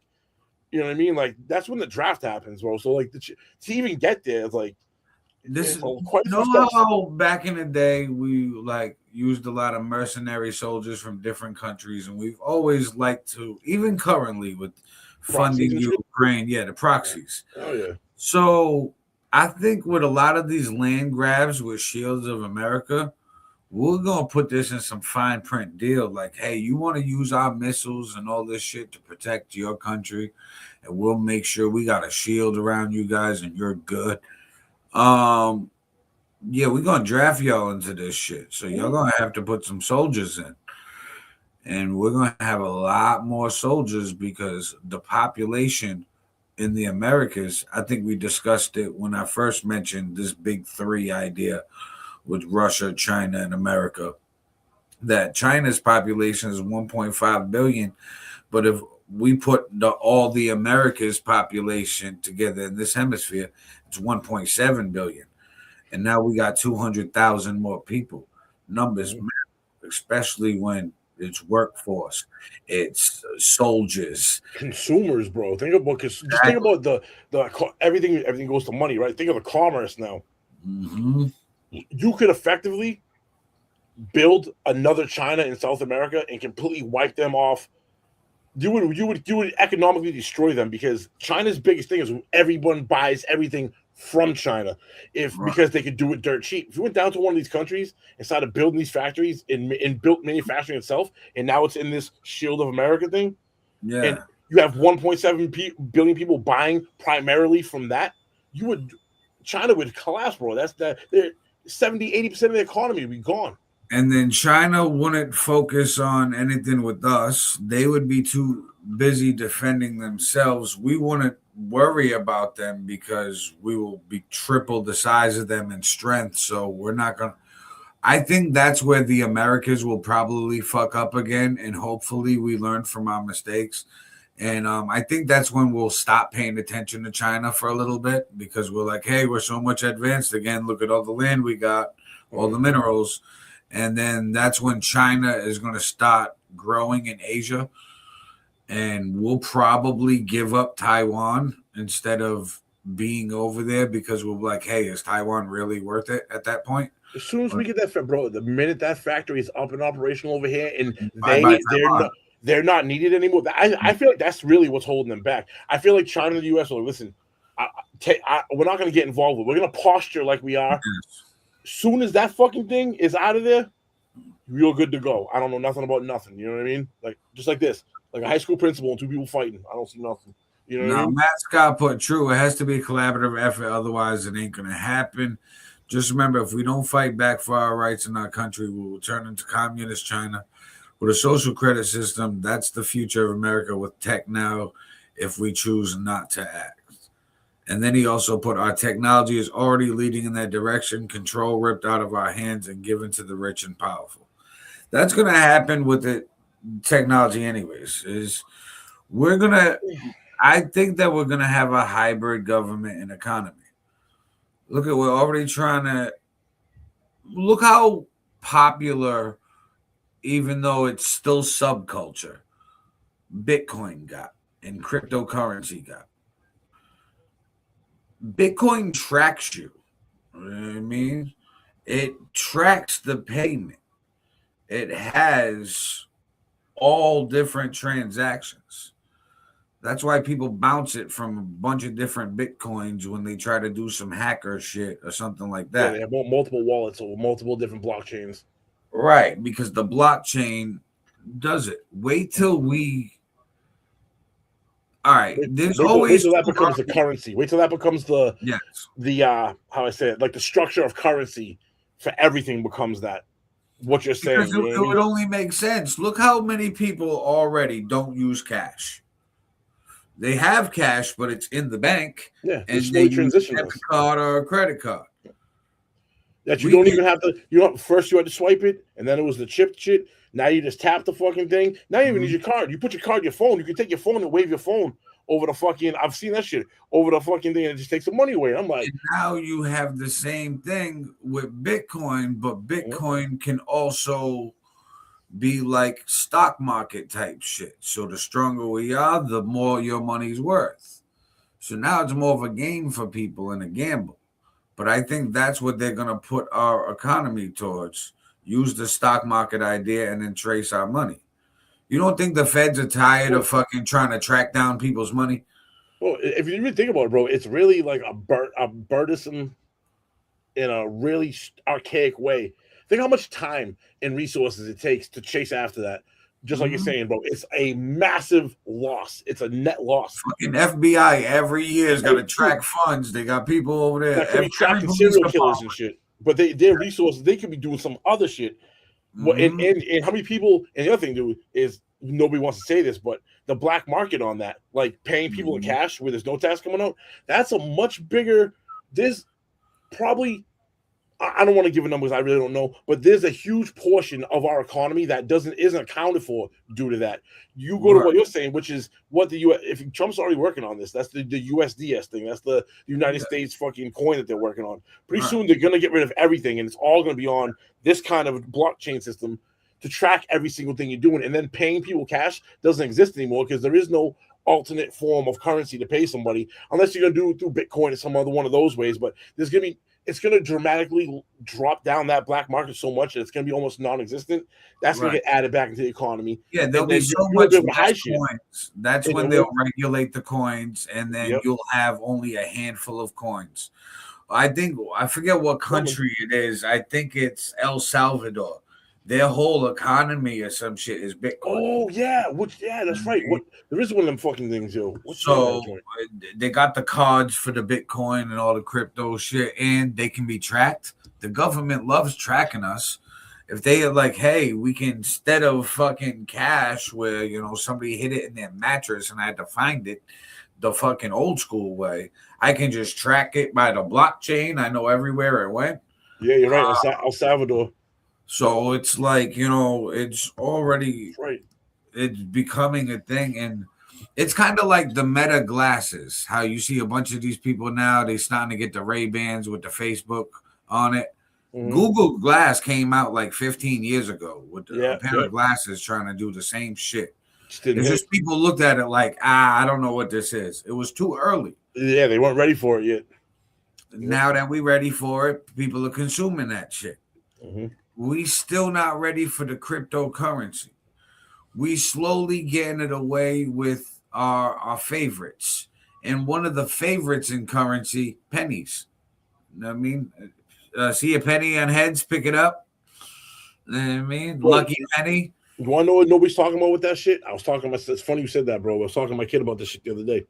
Because we seen one of them signs that was like, we don't have, due to the pennies thing.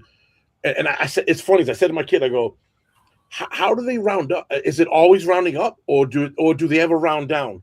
You know what I mean? If it's like, it's never rounded down. No, it's always rounded up. And I said like this: imagine 3 cents to me, 2 cents to you, 4 cents, whatever the fucking the thing is. It has to be like 1 to 4, obviously, because they have said the nickel.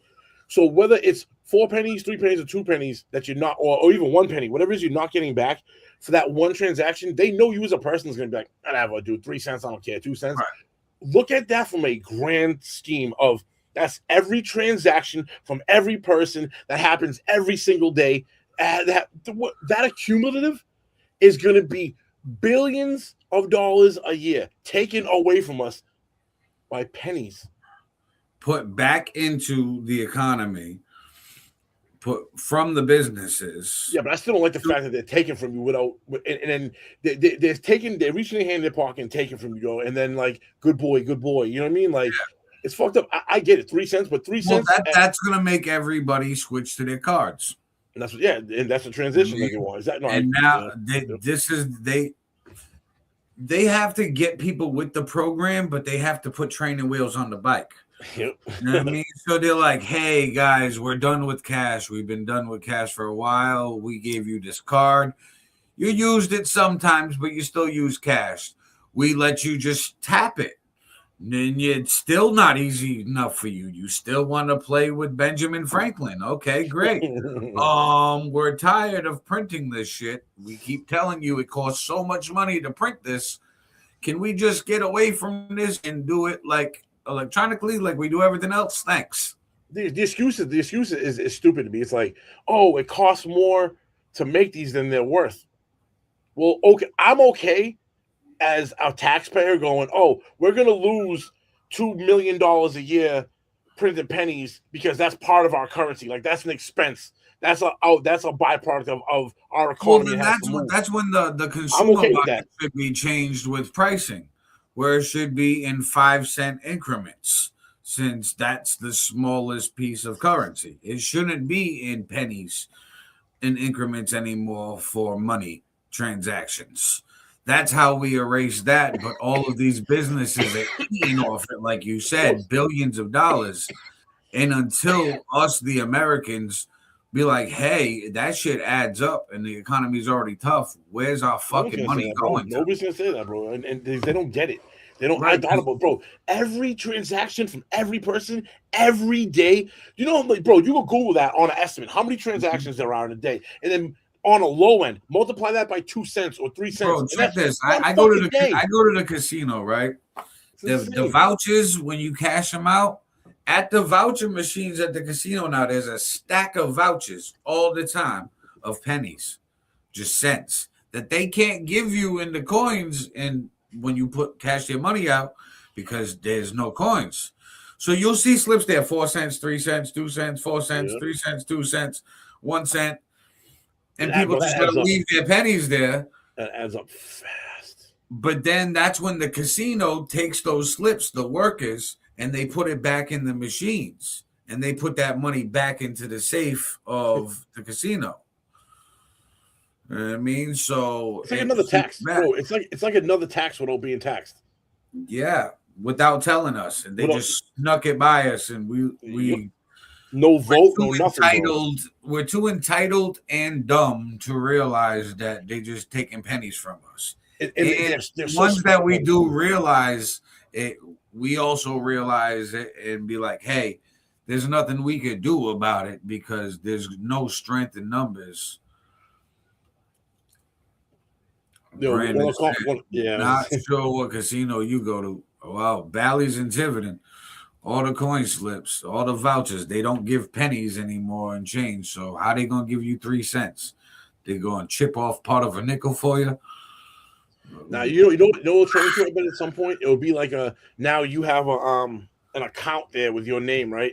And every time you there's an account under Aaron All Nighter, and if you put $500 in, and you say you and your wife go there and you only spend $250 or whatever, those slips you put back in, and then it keeps, so you don't really lose your penny. It stays in your account, and you'd have to accrue over 5 cents in order to pull a nickel. You know what I mean? You don't. Well, that's if it's like free play that's left, but you don't really put the money on your card.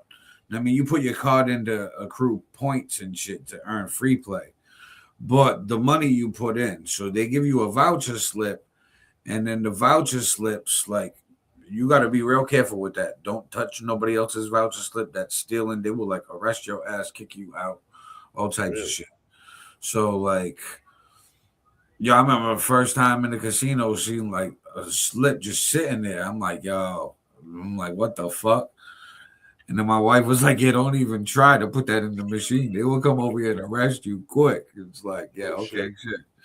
So they really protects the money. Yeah. But I look at it like this, and they can't give the pennies. So they making bank off that, and it just goes back into the casino. Because it's not the workers will collect the slips, but they're not collecting the money for it. They're not putting that money in their pocket. It's not like they can collect slips and at the end of the day go, oh, I got $22 today and fucking dimes, they're putting that money back into the house, and the house is collecting all those slips. So the house is basically taxing the pennies now because that. What the fuck? Root Vegetables said, you look like a pair of guys who shoot weak loads. I love when vegetables worry about the size of my load. Wow. That is the most gayest shit ever. Oh my god. Pause. Bro, that came in on yours. That's not on mine. Wonderful. Holy shit. Bro, I know whatever. I don't know, bro. If you want to talk about my loads, my loads are pretty straight, man. I know they be like, have you hit my girl from the back? They still be. I'm 44 and I still be shooting halfway up her back, yo. So I don't know. Like, well, on that note, talking about loads and all of this wild shit, we have to talk about the Epstein files. Dun, dun, dun, dun. And some new allegations. Check this out. We'll talk about it. The Department of Justice has posted online portions of 3 previously missing FBI interviews related to sexual assault allegations against President Trump. A CNN analysis previously revealed the witness interviews had been missing from an archive of evidence. The records involve a woman who told agents she was sexually abused by both Epstein and Trump in the 1980s, starting when she was 13 years old. The FBI interviewed the woman about the disturbing allegations 3 times in 2019. 16 pages from those interviews were posted yesterday, but many are heavily redacted, and 37 more pages are believed to still be missing. President Trump has repeatedly denied any wrongdoing in connection with Epstein. Well, of course he's going to deny any wrongdoing. But now there's an interview where there's allegations being made. And before we dive into this, the DOJ was basically questioned about what's up with this new dump of files. Why was it missing? What the fuck is going on? And they said this. Check it out. We'll talk about it. Now to the latest on the Epstein files. The Department of Justice is blaming a mistake with its coding system for the delayed release of more case files that mention President Trump. CBS News Justice correspondent Scott MacFarlane has more from Washington. More than 2 months after the deadline for the full release of the case files of convicted sex offender Jeffrey Epstein, the Department of Justice has released another batch, and the agency is acknowledging to CBS News there were errors in the processing and release of some files in this case. The latest set of records include unproven allegations of sex misconduct by President Trump from decades ago. The FBI interviewed an accuser 4 times as it sought to assess her account, but the president and White House have long denied any misconduct by Trump. The Department of Justice has been facing accusations for months that the agency has been covering up records to help Trump. But a senior Department of Justice official said the delay in these filings was due to a coding problem by some of the 500 staffers who've been reviewing and preparing the release. Questions about the Epstein files, though, will continue to dog the administration. A bipartisan group in the U.S. House has subpoenaed Attorney General Pam Bondi for a closed-door deposition to answer why files were released late and why an estimated 3 million of the 6 million total pages remain withheld or redacted. For CBS Saturday Morning, Scott MacFarlane, Washington. Well, then.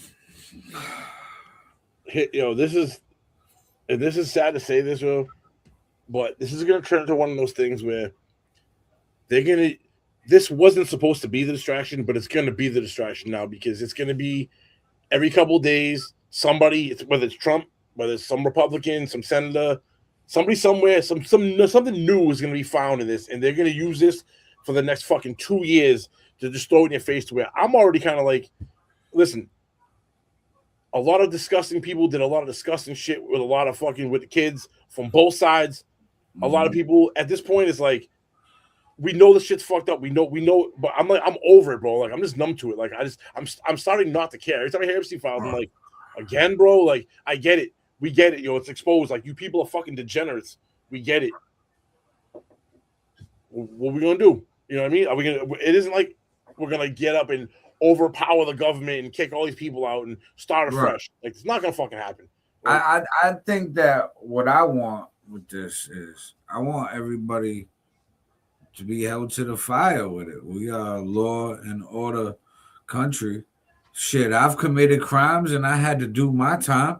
What the fuck? I mean, I never did no wild fucking ripper shit, but it's like these people doing some things. It's like, yo, what makes you above the law? Your money, your power, your influence. I get it, but the law, right? So if we're gonna live by that as a country, if you don't want lawlessness in the country and you want people to follow the law, you're gonna have to put somebody in jail. A few people. You're going to have at least have a trial, whether you rig the trial, whether whatever you do, you're going to at least have to have the pony show of justice. I think that'll probably happen at some point. It seems like there'll be at least one. There's always been something like Diddy had to, come to dish off his shit. Even when fucking Wall Street does crazy shit, they have those big down days. Usually there's some fall guy that gets arrested for fucking 12 months or whatever. He does 12 months for whatever. But usually there's somebody. I feel like it's still early because there's so much going on in those files. I think it's going to happen around. Then you got to build the case, all that shit. It takes time. I think it's going to happen around 2028, around the next election for president. And that's when a lot of these older time politicians that usually go around traveling the country and endorsing the new age politicians, they're all going to be held to the fire, both Democrats and Republicans. Like, you're going to see Bill go down, Hillary go down. Well, both Bills, Gates and Clinton. You might see Trump on trial, a few other people on trial. The Harry Kissinger guy, the Lutnick guy, a few of these people on trial. And like I said, whether the trials are rigged and they beat them, I mean, they're at least going to have that smudge on their name to still give the American people faith in justice. Because if that staple isn't there and the whole world sees that, hey, you could just break the law if you got money, the fuck? That would erode us from within, because that's a core pillar of what United States stands on for principles. You know what I mean? It's like, if you do the crime, you have to do the time. You know what I mean? And then to see people evade that, yeah. And then, like, listen, it's crazy. And like you mentioned the Diddy case. Like, okay, I'm not gonna lie, as a hip hop head and as an artist, before the Diddy case came out, I respected his entrepreneurship. I'm like, this man fucking started up a label, introduced the world to Biggie Smalls, Mace, Locks, all of these great acts, classic songs. Bro, think about when he did it. Hip hop wasn't even a thing. Right. Hip hop was like this growing thing. Like, it was a gamble. That was a real risky gamble to do what he did, because hip hop was in its infancy compared to what it is today, bro. It's like, today it is tens of thousands of times bigger than it was when, exactly what Aaron was saying, when Diddy decided. Like, he was one of the people on the round table in the 90s of movers and shakers. He was one of those guys. Him, Dr. Dre, Jermaine Dupri, few people, but they introduced hip hop into people's living rooms and homes and the music videos. You know what I mean? All of this shit and the marketing of it. And look at hip hop now. He helped build hip hop. He helped build the foundation for what hip hop is today. And so it hurt me with the trial and then yeah. seeing the allegations and the crimes and all of this shit. It I'm not gonna lie. I can't listen to Biggie. He didn't really do anything. Whether you like what the fetish is into or not, really think about what he did, bro. He's a dude who likes certain fetishes, and he got girls to do shit that he liked to do sexually that was just unorthodox. That's really all he did, bro. I mean, like, he didn't. Right. I just can't listen to the songs with him in the background saying, take that. Because now his different. Bad boy. No Diddy. It's like, no. Especially, like, I can't even listen to Biggie anymore after seeing the video of him rubbing his cheek on his hands, saying, Puff, you got soft hands. I was like, damn, bro. It like ruined my childhood. It ruined, you know what I mean, a big portion of music. It takes a part of it. You're like, damn, bro, like, I was rooting for you, man. Like, fucking. Right. So, like, I get why some people feel the same way with politicians. I get it. I've had that struggle. You know what I mean? But it's like, how would people look at the Diddy situation with people bumping Diddy records right now? Or bumping an R. Kelly record? Bro, ask yourself this. You pull up to a light, you hear the windows are down at summertime, and the dude that pulls up is bumping any Diddy song. You're going to, what are you thinking? You're going to look right at, what's the first? You're like, what the fuck, bro? I mean, what type of weird kinky shit you into, bro? Pause. Like, go. Like, I don't want you to stand behind me, drive behind me, nothing. I'll let your car go ahead. Like, no. Wow. Don't be near the bumper. But it's like,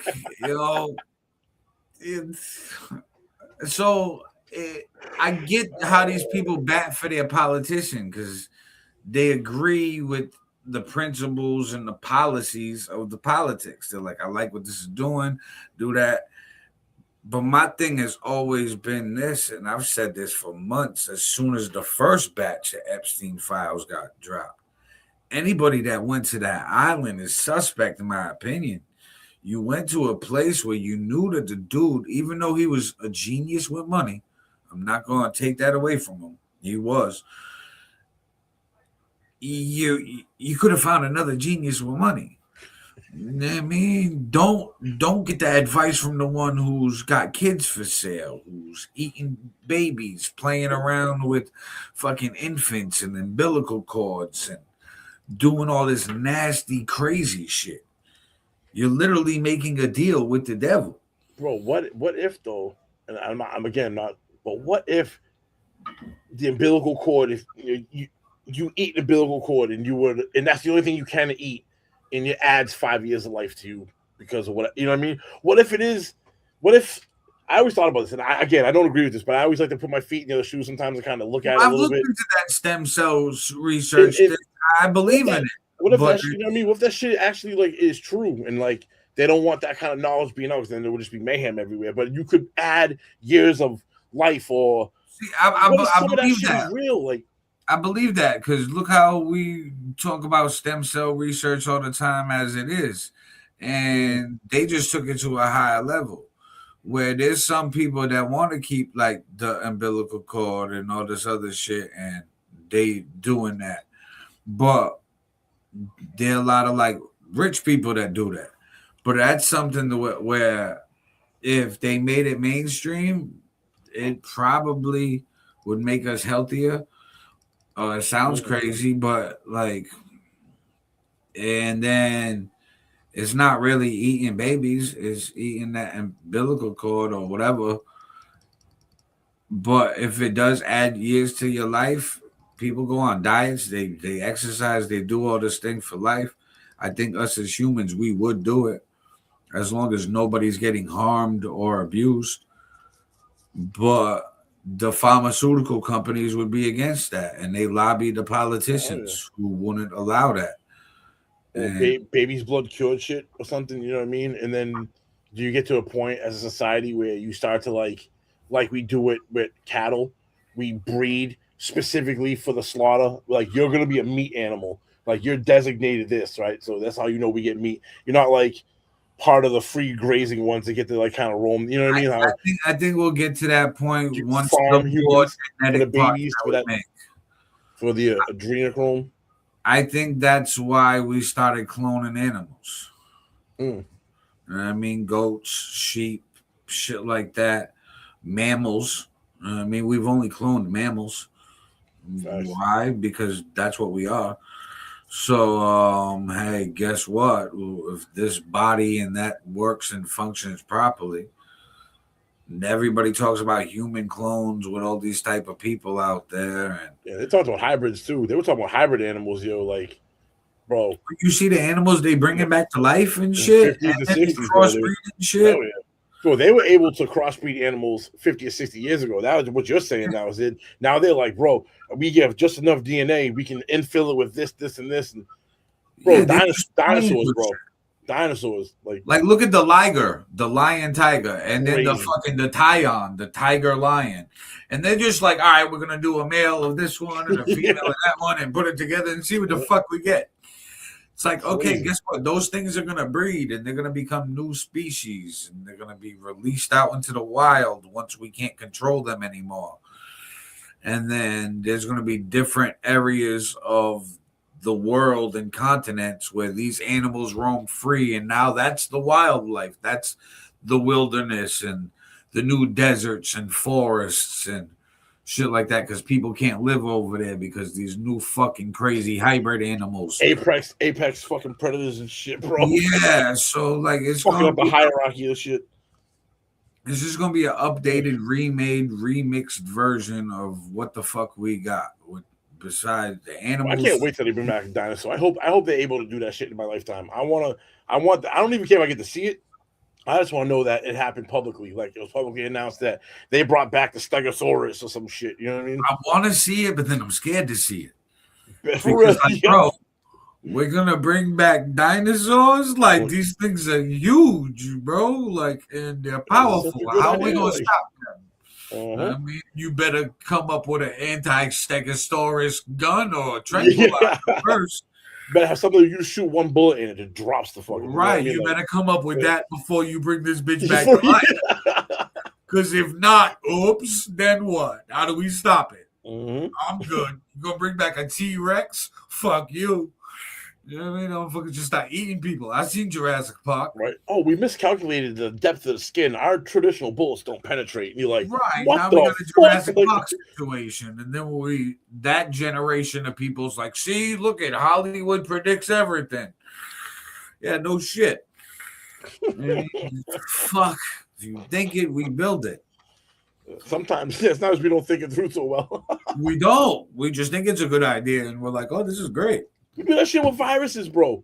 Let's bring in this fucking crazy shit that could wipe out. Let's tweak with it.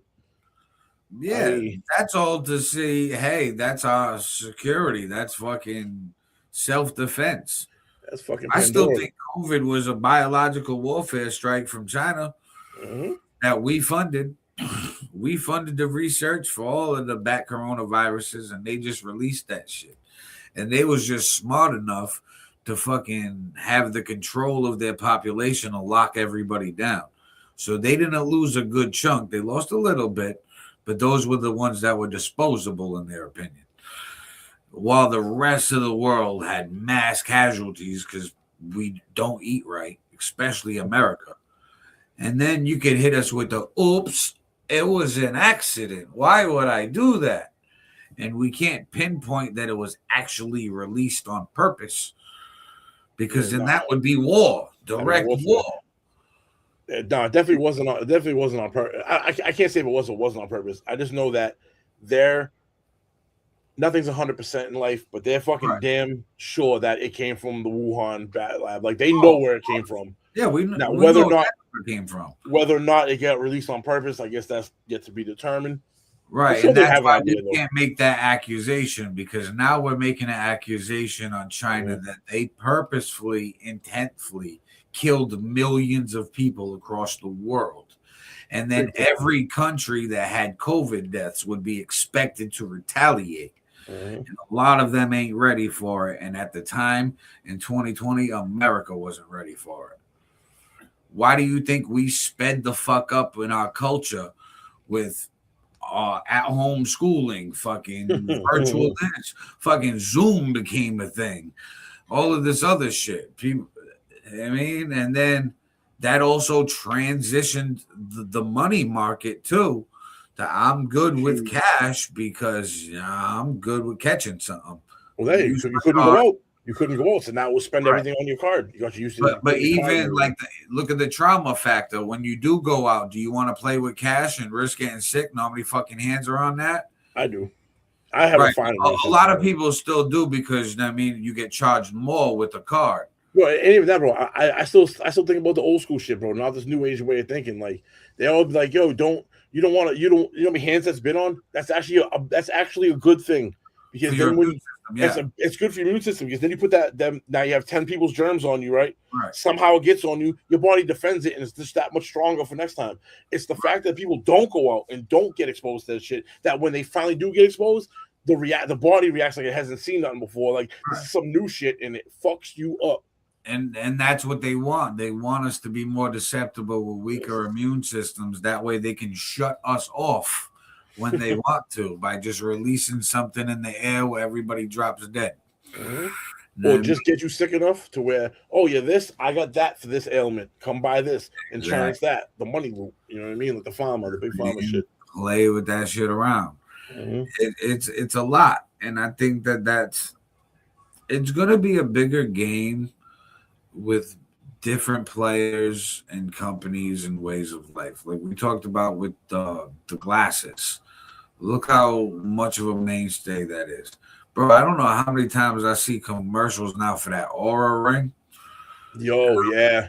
I'm like, yo, that's a good idea. I'm like, I'm getting older now. Track my health. I'm like, I looked at the price. I'm like, it's just like $350 for this fucking like little blood pressure monitor ring thing. And I'm like, I'm good with that right now. But I can see once that's like cheaper, like how technology gets. Like the first time a VHS player was introduced. Oh, hell yeah. And it was $500. And then like once you make it mainstay and people accept it, you lower the price because now you can mass produce it. Oh yeah, they're making enough money. They start thinking on the next model. They think, all right, how do we get better at building it? They save money here. They do this. It looks that way. Yeah. Like it's So once it becomes innovation. more mainstay and cheaper, and like everybody's on it, I'm like, I can see us as humans going to that. It's kind of like a nurse in your pocket. I mean, you go get a checkup at like fucking your doctor and they're checking your vitals and all that. Hey, just wear it on your finger and check it on your phone. Check your vitals whenever the fuck you want. Yeah, and know everything too. That's good. Soon we'll be able to reach it. I'm hoping to get to the point where like you can put something on you. It'll be like, this is high, and then recommend, all right, maybe you should eat this kind of food that's high in this to offset, the herbal part, which obviously big file I don't want you doing, but if it's done the right way, it'd be like, cut. This is what we know you're eating this. Don't eat this or eat less portions of this. Exit this out. Eat this instead to counteract. You know what I mean? It's like I think I have high blood pressure. I gotta switch up my diet. You know what I mean? Like, what do I eat now? What am I pulling out? I think we're gonna get to that point. I think well, like look at right now. We've both used Chat GPT. You could go on Chat GPT, give it your height, weight, age, and tell it your budget for groceries, and tell it to give you a healthy meal plan for every day of the week with ingredients and recipes and how much it would come out to in total. And it literally will be like your fucking dietitian.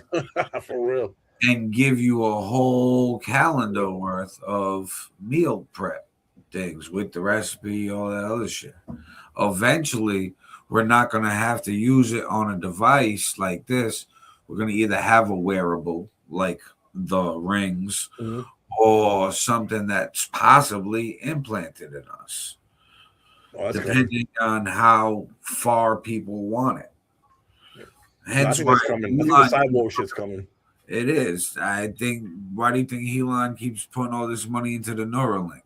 He already got the monkey to play the video games with just looking at the thing.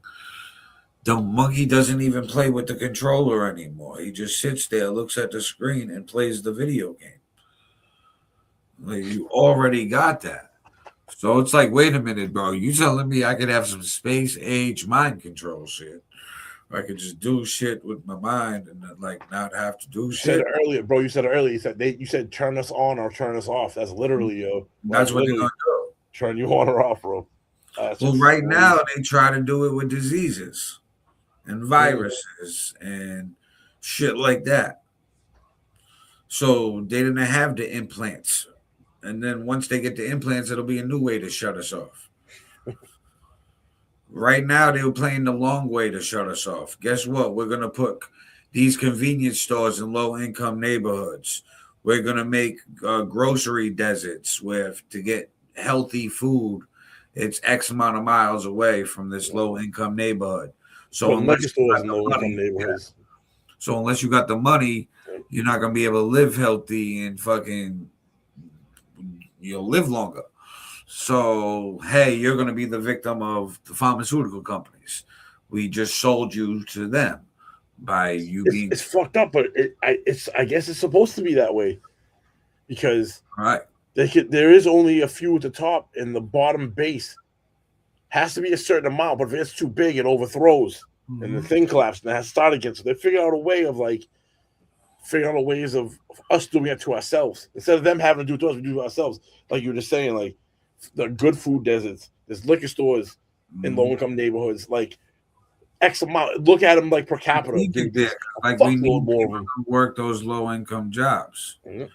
But I think now, local people are going to eat local. So if there's more fast food, more McDonald's, more Burger King, more of that kind of shit, liquor stores, convenience stores all over the place, diabetes, all of that shit, blood pressure, because people will go local. Yeah, hell yeah, that's where the hospitals are too.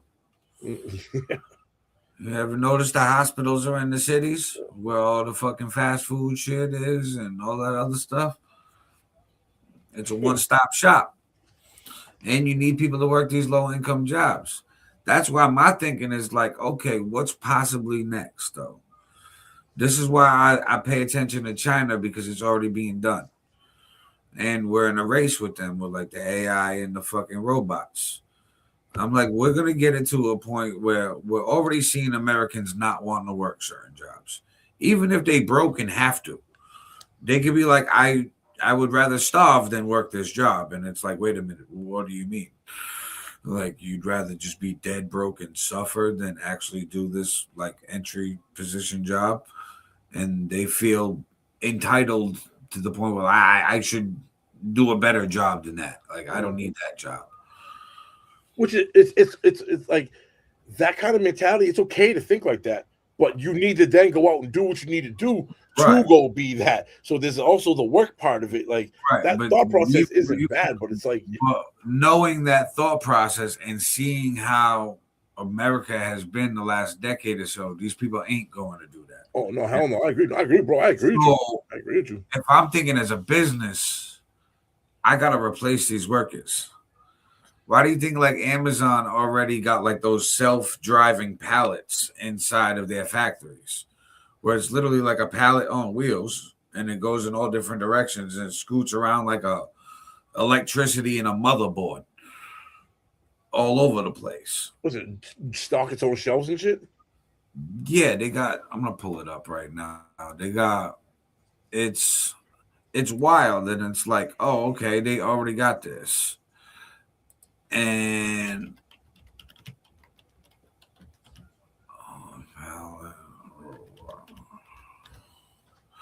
it's like, okay, with this,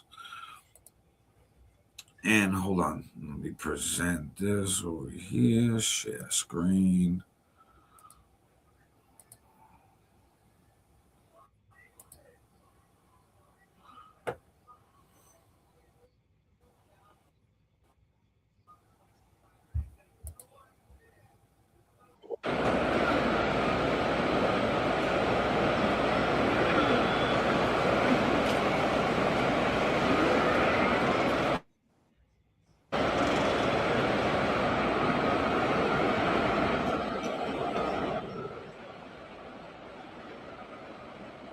Oh, they're preloaded. All right. I see what they're doing. So that video was that was the first model. That was 8 years ago that video was made. They got like these new ones that move like super fast. No, I'm saying this is like the chain that they run. So there's still, as of right now, at least temporarily, there's still people building those. And those things, then those people drop off somewhere. Those machines then take them and drive them to whatever the next thing, either the back of the 18-wheeler or whatever the next staging theory is. But part of that chain is taken away from that. Used to be a human, right? Right. Used to be a human driver. But now there's a human that creates these fucking pallet robots, and now there's another job created because now there's maintenance on it, and probably another job because it's probably coding. Yeah, but it took 16 jobs or 20 jobs and gave back 4. You know what I mean? Like, you don't need 16. If there was 20 guys that were running those pallets, there isn't 20 guys maintenance in those. There's probably one maintenance guy, maybe 2, maybe one programmer guy. So I mean, they lost the reduction of job, but the job quality went up.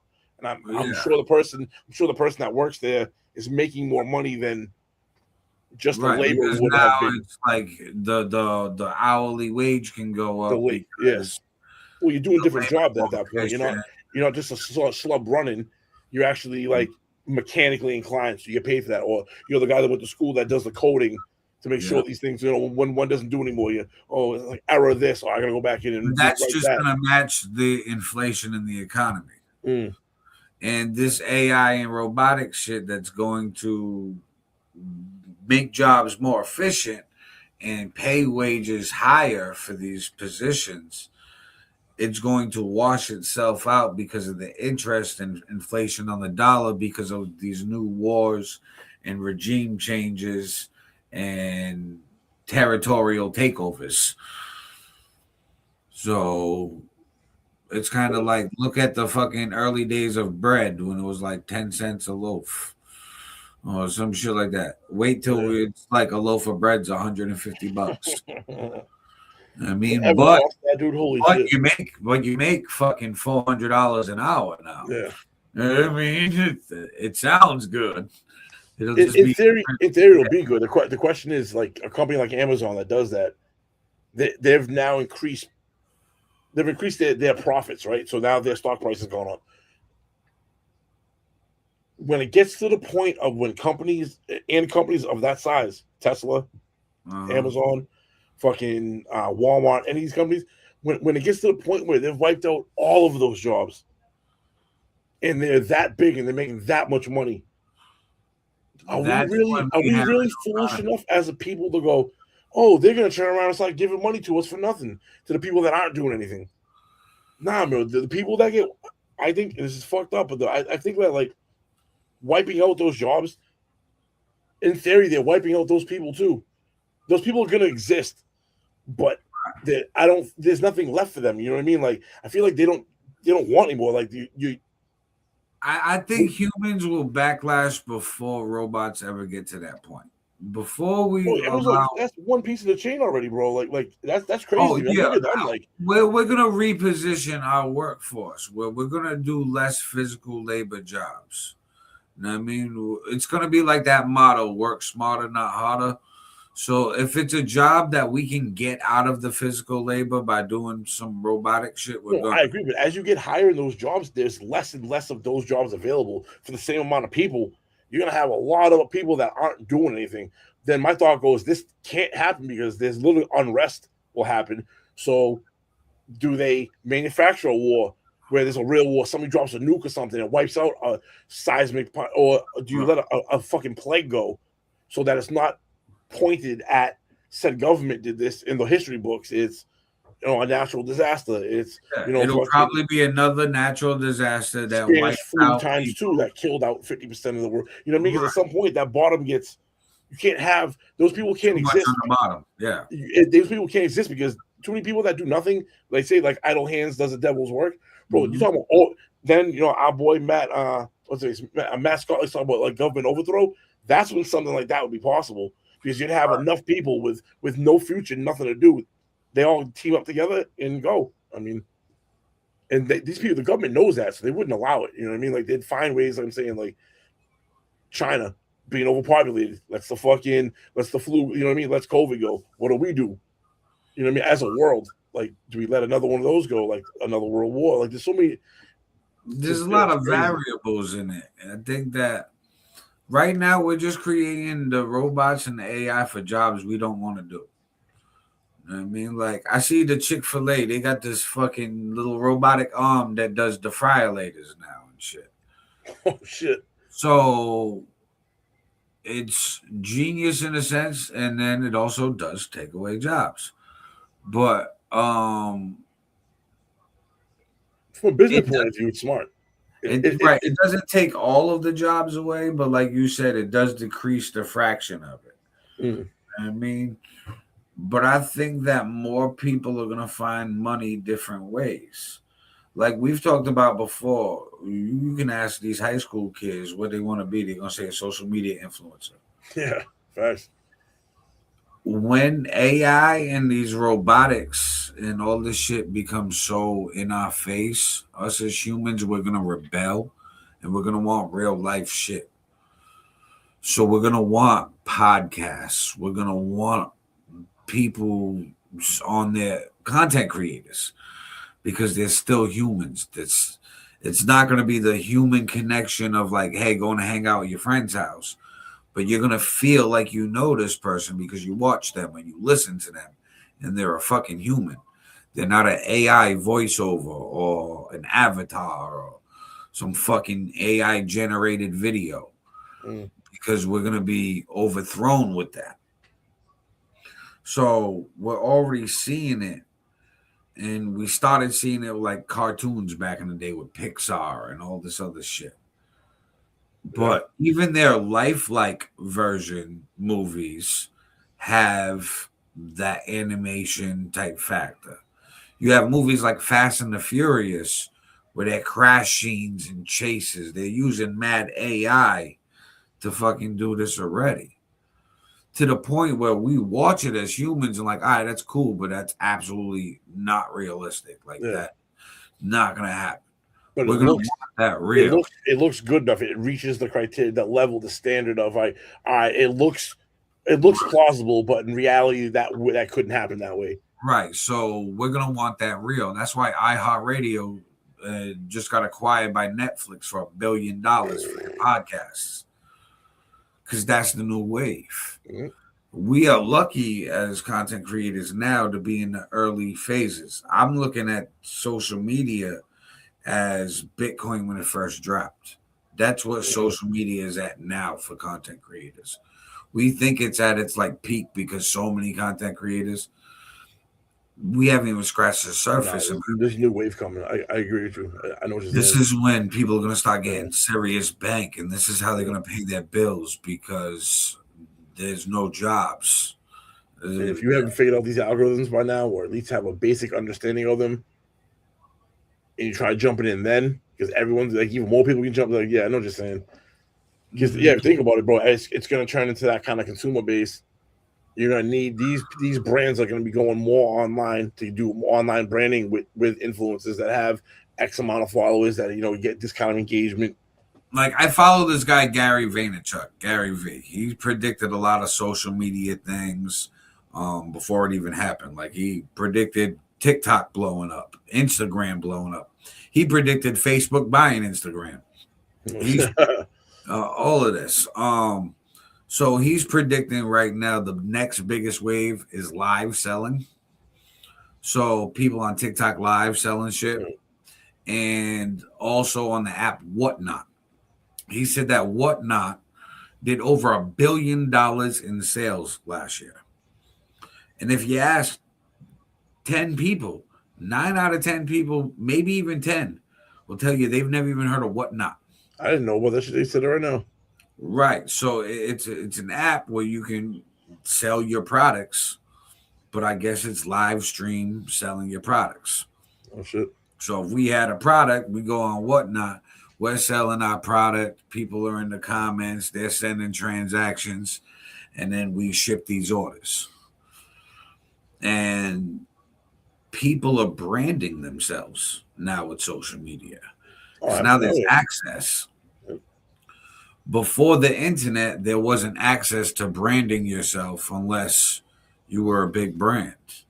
You know what I mean? Or just a neighborhood mom and pop. But now the internet, you can be out to the world. You could ship to the world. So we've learned how to brand ourselves and market ourselves as humans and as a society. You hit that right there, bro. We're learning to trade to make our individual self its own business corporation, its own entity. Yes. Outside of being you, it's like this is you, and then there's like this front thing in front of you, which is like exactly. So as soon as we master that, that's going to be either supplemental to our 9-to-5 careers, or if our 9-to-5 careers go away, that's the replacement. And that's going to be the replacement for a lot of people, especially these low-income jobs that people don't want to work and they're not reliable for. The business owners will find somebody who's reliable, and that's going to be a robot or an AI program that never calls in sick and never has to go on vacation. It works 24 hours a day. Exactly. So we did it to ourselves by not working hard and showing them productivity, by us slacking. Bro, even in high education fields, think about like a lawyer's office, right? There's people dedicated to find information in books because there's libraries of law. Those jobs are gone, where the AI is going to be able to download all that information, have it compiled in one spot, and instantaneously come up with the answer you're looking for, and not need that person would have taken who knows how long to find this case law, bro. Those wipes out, and that's as a lawyer, like that field, like the law field, bro. Like that's. Yeah, they're already trying to get AI lawyers. They're already trying to get them to be able to pass the bar. I think it's going to happen. And what's going to happen is people are going to push for that because it'll be more accessible for a proper attorney to defend you and give you a proper defense. Especially if you're a low-income citizen who is more susceptible to crime anyways. Now, this lawyer isn't going to be biased. isn't going to just try to sell you out because they go to lunch with the DA. They're going to, they're going to go buy the book. They're going to make sure that justice is served. And us as humans, we're going to push these things into power because of our own human mistakes. And we're going to look at this AI as an all fucking seeing eye that's on our dollar that watches all, tracks all, and makes sure everything does the right thing. And AI is going to tell us, hey, to help surveil crime, cameras everywhere to get more information. Bro, that's what the law part, like you were just saying. We get the AI lawyers, right? The prosecutor or the defense. I feel like that's okay. Then I thought about what happens when they're the judge. Because now remember, when you're a human, right? And it's not a jury trial. If you're the judge and you're the one handing the sentence, you can be swayed one way or the other. You know what I mean? Maybe because, they say 10 to 20 years for X violation. And the guy's like, all right, I'll take into account this. And right. There's like a human factor in there. Maybe he seemed like he was sorry for the thing he did. Maybe I'll be a little, still gonna do some time, but I'll be lenient. Where the AI is going to be like 17 years, 17 years. You know what I mean? Like, does it have that ability to? I don't think it'll get that gray area. And I think that's going to make society conform more. That's going to, life is going to change then, boy. Because people are going to be like, hey, guess what? I do that. That's 10 years, bro. Nope. And that's really 10 years, bro. Like, that's, right. Yeah. Like, I'm not going to beat it. And if I do beat it, because and shit, I can't beat it because there's cameras everywhere. They're pinging my phone. I'm tracked with my fucking Aura ring. Bro, wasn't you that shit in RI? Isn't that shit going on in RI right now? Is it they got the surveillance with the police shit? Yeah, the police camera. The police asking the people, you want to sign your ring camera in so they can set up that virtual 24-hour. Bro, that's crazy. And thousands of people did it because they don't feel safe. And what I laugh at people all the time once they see these crime stats on like the local police department's Facebook pages. You see all of them now. They put up their monthly call list of what it is. Yeah. And people see the numbers and they're like, so much crime. You break down the math like per person and like how many actually interactions there are in 24 hours of everybody. And it's a small number. But people see it reported everywhere. There's Facebook Lives, there's fucking news reports, there's people sharing a post.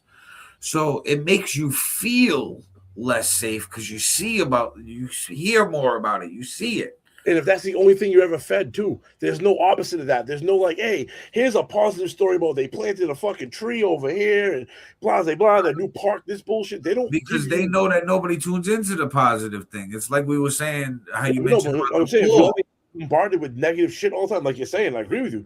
You're bombarded with that shit, and there's never nothing to counteract the negativeness. You start to think like, oh my God, there was this crime, but you don't ever think that there's also good shit that happens too. That's how they're gonna push us towards a surveillance state by saying, hey, we needed to stop the crime, and people are just gonna give away their privacy rights and sign up for the surveillance state like they did in Providence, where hey, it's gonna be safer and I don't have to worry and da da da. And as long as I'm not breaking a crime, I don't have to worry. Which hypothetically is true. But then you also have to realize what else you're giving up and realize that, okay, now you're tracked on everything. So if you speak out against the government or speak out against these politicians, well, you might get targeted and set up for something. And normally, if you have a ring cam in the front, you have one in the back. If you have a side, if you have cameras, I bet you money they don't read the whole thing out, but they're like just give us the ring cam. The inside cameras. Now they got all your access to all your shit and the audios that goes on. So you know what I mean? Like it's just, and again, what you said first is true. Like if you're not committing a crime and you're not doing anything wrong, you're right. You don't have anything to worry about. Facts on that part, but you're also going to be hearing shit. Maybe you and your wife are being intimate and she's being loud and it's picking up on the fucking camera or something. You know what I mean? Like people have access to that kind of shit. And maybe there's, things that goes on within a family that, necessarily don't want to leave the four walls or people knowing about. You know what I mean? Just like, There's going to be a lot of that, and I think that's going to influence people. Kind of like how jobs now do social media checks. Wait till they can literally just check these databases of how you really act and your devices and tap in. You know what I mean? And they're not going to listen and watch hours of tape or footage. They'll just have AI do a breakdown. Keywords. Or they'll say, look, keywords. Look for Mag done. Okay, yeah, this person did this. Summary, like you said, a summary too. A summary. Have it timestamp the summary. So at this time I know, so if it pops up like, oh, he said something about this, we'll go to fucking April 2nd. Like the Minority Report. Yeah. In potential crimes. Hell yeah. Look, they already do that now with these feds with fucking potential terrorists. We go arrest them because the FBI spotted some email transaction or something. And then they started an investigation and stopped it before it happened. My thing has always been like, how you get arrested for a crime you ain't commit yet? Even though technically, I know in Massachusetts, there is a charge called attempting to commit a crime. It's a misdemeanor, but it is a crime to attempt to commit a crime in Massachusetts. My question is how do you attempt to commit a crime? Because once you've made the moral conscious decision to go commit a crime and you're engaged, say, breaking into someone's house and you start walking up their lawn, is that attempting? You know what I mean? Or do I have to? Is that like the threshold? I have to kick the door to enter the door. Now it's breaking and entering. But from the time I enter said property to the door and I don't do anything, that's attempting? Like, I mean, they catch you in the act right before you're about to do it. Yeah. How they prove you're gonna? Exactly. That's one of those. That's like a fake charge that they just throw on people if they got nothing. Just to have a police state. I feel like that terrorist shit you were saying. I feel like they can use that excuse no matter what, because nobody's gonna look into a story. All they need to do is think that you're. I'm not saying I would love to think that they wouldn't do this on a U.S. citizen, but obviously they would. But people coming in and out of this country, if they even like, you're on some watch list, right? They don't want to let you know that they know that you're there. They want to lower you in. They lower you to the United States because you're gonna do something, and then I'm gonna hit you with this charge. I'm gonna hit you with that charge you're talking about, like the attempting to. That makes perfect sense to me. And then snatch them out and go. And now we needed something to use to hold them to get them. Now we got them. I'm just wondering, is that one of those? Is it like a Venus flytrap? They get their mouth open, waiting for the fly to go in, and then boom. Yes, we do that now, but I think what I'm scared of is where it could possibly go. The more access we give as a society to our everyday information. Do they start doing to us? Do they turn it inwards and then start doing to them? You know what I mean? Like, well, I think that's when they stop policing us. Look at Providence Police having the cameras ringing this. We just mentioned, okay, you got one in the front. You definitely got one in the back door, probably the side door. You might even have one or two in the house. Yep. So guess what? You just gave all the access because you didn't read the terms and conditions. Because it's got audio on them. We've all been primed not to read terms and conditions over the years. Where every app we've downloaded, we just scroll down and accept. So let's be real. Nobody's reading that shit. Takes 10 minutes to read all that way down, and it's like they purposely put that font like 1.5 half small. It's like, wait a minute, why is this smaller than ever? Did all of a sudden I'm blind? It forces you to be like, yeah, I'm done with this shit. Yeah, so we're already conditioned to do that. So now they got access to all this shit. Wait till you, like I say something bad about a politician or oppose the government. Now all of a sudden we fucking North Korea and China, where it was that video earlier when they're like, hey, how do you feel about the U.S. government doing this? And everybody just walks by and not says anything because we're fucking scared. That's where we're leading. That's where we're going to. I see the U.S. government trying to incorporate China's control with our policies, with capitalism and a hybrid communism, where the communism is for the low class. Keep the low class happy with some communism shit, but if you don't behave, you get less money. If you do behave, you might get a little bit more money. Might give you a shot. The split on that, I guess, is like where the dilemma is, and it's like I kind of see it where it's like, At what point are we so big as a society? Should certain things just be included in? You know what I mean? Because like the part of the capitalist economy is you pave your own way. You get the piece of the pie that you make. But then it goes to like the socialist part of it, where it's like, well, school's kind of like socialism, your fire department's like socialism, the police department is like, should healthcare be part of that? Like garbage pickup, you know what I mean? All those are community. I think healthcare should look at. We already got 911 with EMS. If we already got an ambulance providing healthcare, picking your ass up, you know what I mean, and we have the same dispatch as fire and police for EMS, it should be branched in the same thing, in my opinion. There's other countries that have universal healthcare.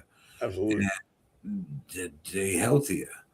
It's just we allowed the influence of these companies that put shit in our food to fuck us up, to create illnesses, because they also own, you know, the companies for pharmaceuticals. The people that cause the problem have the cure, and you can buy them both.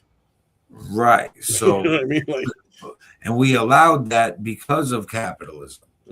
That's the ugly head that popped out of capitalism. It's like, okay, somebody took it too far and wasn't moral with it. Human greed. It was human greed, because nobody thought about a business being the head of a business getting so wealthy to the point of he has enough money to influence every other area that matters, effectively becoming it's within itself as possibility of its own dictator, which was the point of capitalism, which was to get away from that.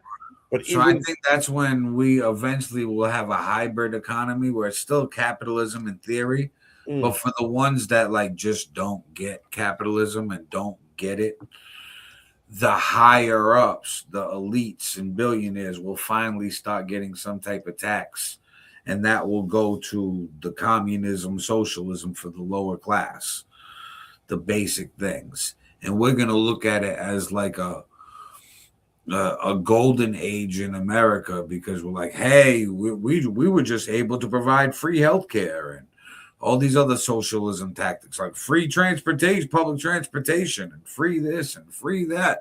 We just did it across the country. Look how strong and powerful we are. Nothing's ever free. If they give you something, they're taking something from somewhere else. You just don't realize it at that moment. But that's when I think we're finally, after we put some feet to the fire with this Epstein shit, I think that's when we're going to stop policing these billionaires a little bit more, because we have the access with the internet and things. So? I don't think we'll ever get to them, bro, because they pay the people that make our laws and shit. The people that we vote in, we only have a list of people, right? We only ever have a list of people to vote in. All those people are already compromised by those people, so it's like we're just voting in who they want, no matter what.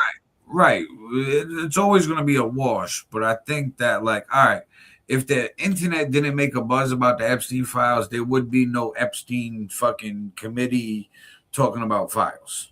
I mean, now with the internet, we have the power to actually have numbers. Whereas, like, before, you had to go knock on doors and shit. Yeah. You know what I mean? We're in the supermarket, people come up like, right. So now people are way more influential because of the internet. So you got a shitload of social media.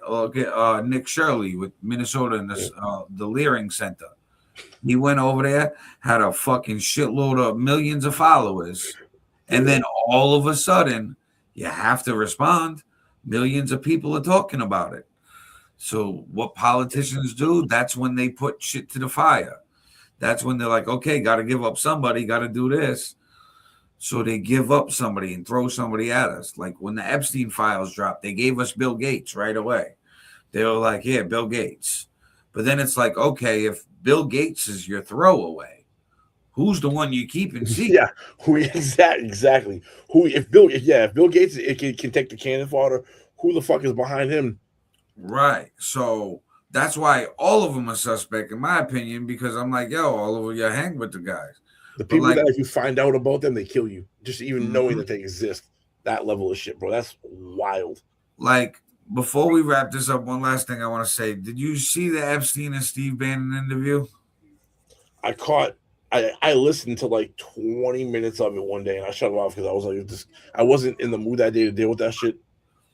Definitely watch that, and you're gonna understand a lot more about world economy and politicians. He broke down something was so genius. He was like, these politicians are just popular. They have no idea how anything works. He goes, and in certain countries, you can win control by what you are. He was like, African countries, he was like, if you're in the military or a general, you're going to become president. He was like, that's what it is. He was like, America, if you're an entertainer or an actor or somebody popular like that, you're in. He was like, China, if you're in military, stuff like that, you're in. He goes, it's basically that popularity contest. And then he said that all of these world leaders, he said Putin, Chinese president, he said India, Saudi Arabia, he said everybody was coming up to him for like financial advice, and he'd break shit down to them. And he explained something that Clinton did that fucked up the economy in the 90s, and we're still feeling. He said that what Clinton did was try to buy votes from minority communities and low-income voters. And to do that, he gave the banks a new term called subprime credit. So if you had low credit, he introduced subprime. And you were able to get subprime credit and get a house. And then the banks didn't, he said banks initially didn't want to do it because they were like, hey, these people are really bad credit. They're not going to pay. They can't afford. We're going to lose money. What the fuck? How are we going to cover this? They did. I know exactly. 2008 crash, bro. Bro, they took these. I dug into that exactly. I didn't realize you were going there with that. What they did. This is evil genius, bro. They would give, say, someone that made minimum wage. They'd write them up on a fixed it's a fixed rate, but they call it an arm extension. Yeah. What it is they find out what you make. I can get you this house that's affordable to what you make for 2 years at X APR rate, which made the number affordable. After those 2 years, it would be something like 1%, 2%, 3% would balloon to like 12%, 13%. And the banks knew that they were making bad deals with all of this. Yep. But what Epstein said was the reason why they did it was because if they didn't, Clinton did the Annie Mae and the Fannie Mae Foundation, where if you didn't do these loans in the subprime for the clients, you'd get hit with anti-discriminatory fees and charges. He was the race card against to do it. And then he also put money into these Annie Mae and Fannie Mae funds where, hey, you're subprime, you can't afford it, but we can also get you a loan from Annie Mae, Fannie Mae, and all this shit. So now he put those people just for a vote, and hey, let me sell you the dream. You can buy the American dream, house, white picket fence, vote for me. I make it possible for you to vote. He didn't break it down to them. Hey, you're going to have to foot this bill and you can't afford it. So I'm setting you up for failure. So now your house can get foreclosed. You're going to be in debt. And you're going to be in an even worse position than you were before. So Epstein said in the interview that Clinton getting the minority vote in 96 actually set minorities back 20 years financially, because of how the generational wealth was sucked dry, and now they're all in a big portion in debt. And he said that it was systematic racism trying to get that vote. And he was like, that's where Clinton fucked up the economy. He was like, and that's when it started becoming political. He was like, and every president since has got his own political thing with the economy, where they're trying to play their own game. He goes, none of them know what they're doing. He goes, they're all fucking up money. He goes, that's why everything's so expensive. And then, it makes sense. It makes total sense. Bro, he said that he was in jail during that financial crisis that you just mentioned. He said he was on the phone with his lawyer on one jail call, and he said that the cord wasn't long enough because they didn't want you to unalive yourself. One phone with his lawyer, the other phone call, JP Morgan. Moving money. I was like, yo, this dude doing it in jail. You know what I mean? He said that the cop came up to him that morning and was like, hey, listen, this just happened. I'm wondering what's going to happen with my pension and my retirement. Da, da, da. He was like, so I gave him some financial advice, told him what to do. He goes, I asked for a phone call. He goes, you're allowed 3 phone calls a week where I was. He goes, I used 2 of them that day, called my lawyer and called my good friend, JP Morgan. And then watching the interview after hearing about all the weird shit that came out about him, I'm like, yo, he just said my good friend, JP Morgan. I'm like, JP Morgan, literally big financial guy running shit and money. I'm like, no wonder he knew how to move money because he knew what the banks was about to do. Because the most inside trading you can get is from the guy who run the banks. All those people that know that shit, that's how they stay rich, man. They know when something happens, this thing shifted. Oh, we gotta take this money, get it out of here, get it over here where it's more protected. Like, this is my thing though. Wow, In 2026 and the internet, we have this knowledge that all these people do this. So at this point of capitalism, it's on us to do the same shit. It's like, okay, let's watch the stock market. Let's watch how these people are going on. Like, okay, we know this shit's going on with Iran and Israel. Oil companies, they're hurting. So if you got stock in oil right now, sell, because that shit's dipping. You know what I mean? Unless it's a few countries that are only exclusively American like that. Well, not exclusively, but big importer for America, like Exxon and shit like that. Rearrange shit. Do these same moves, and we can all get rich like these motherfuckers. I mean, the info out there. We know what they're doing. We talking about it. We just not making the same moves. We're talking about, yo, all these people are in a rush to create AI and robots and their AI arms race. The news keeps talking AI arms race. Well, let's invest in some fucking AI, especially since it might be the next big thing. Oh, it looks like it's gonna be, bro. Looks like it's gonna be. You're like, the fuck? And there's so many, bro. I see in the commercial for a new one is Claude. Yeah. They say Claude's alive, bro. They say Claude is sentient. I see this some there's a lot I didn't of read the shit. article. I'll tell you right now, I didn't read the article. I just read the headline and it was like, get out of here, dude. And I moved to the next thing. I wasn't. Word.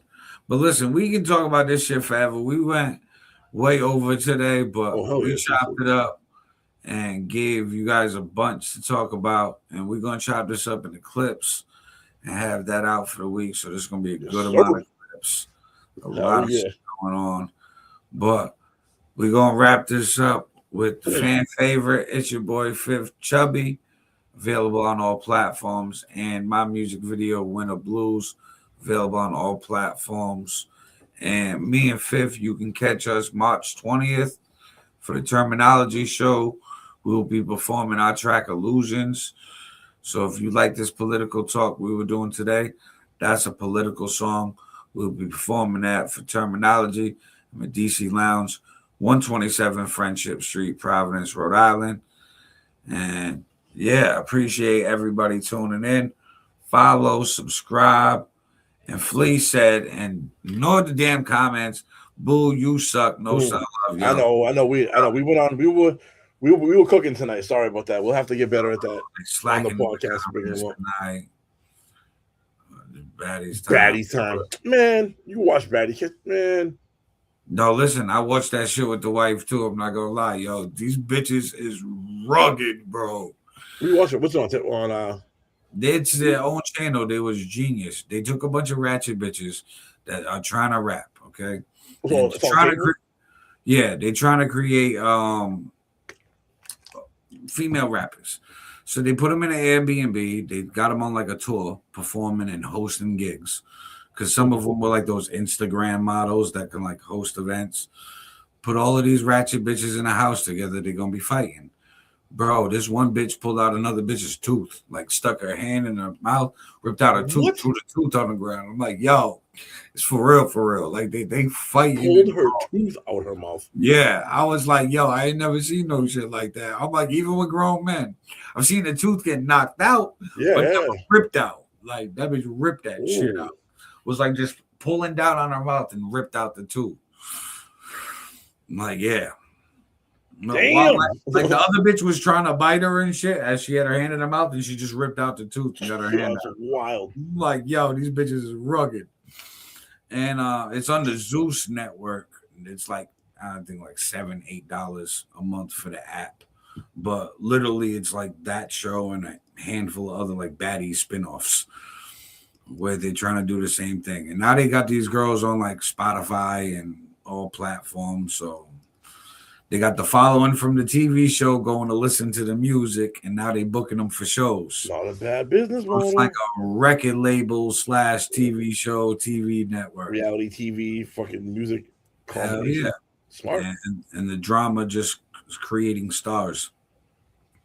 It's funny shit, though. It's definitely, if you just type in on YouTube, Baddies TV show fights, and just put some of them up, bro, you're gonna watch that and jaw drop and be like, "Oh shit, these bitches fighting." It's a good watch.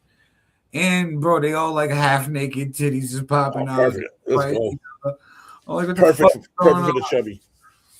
But we're gonna wrap this up, guys. Follow us on all platforms. Turn on notifications. You already know what it is. It's your boy Aaron All Nighter. It's your boy Fifth. Peace.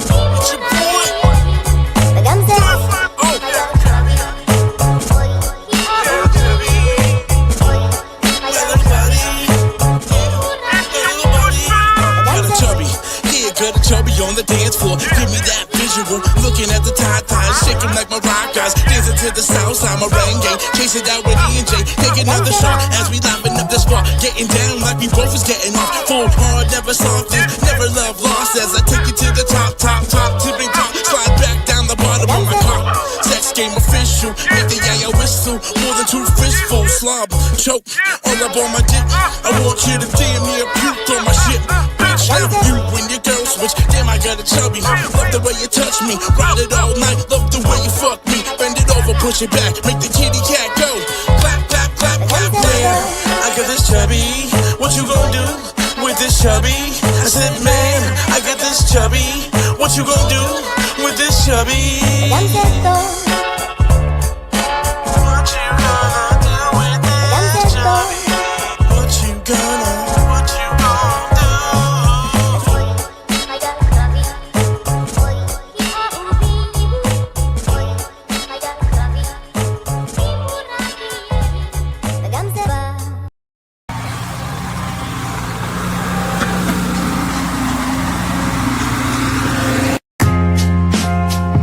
All nighter,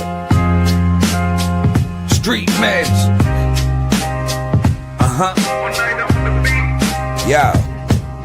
Cold nights got me thinking about the way things change. Snowfall on the window while I fight this pain. Heart froze like the city in the deep blue haze. days, try and find a little light in these darker days. Yeah, the winter blues.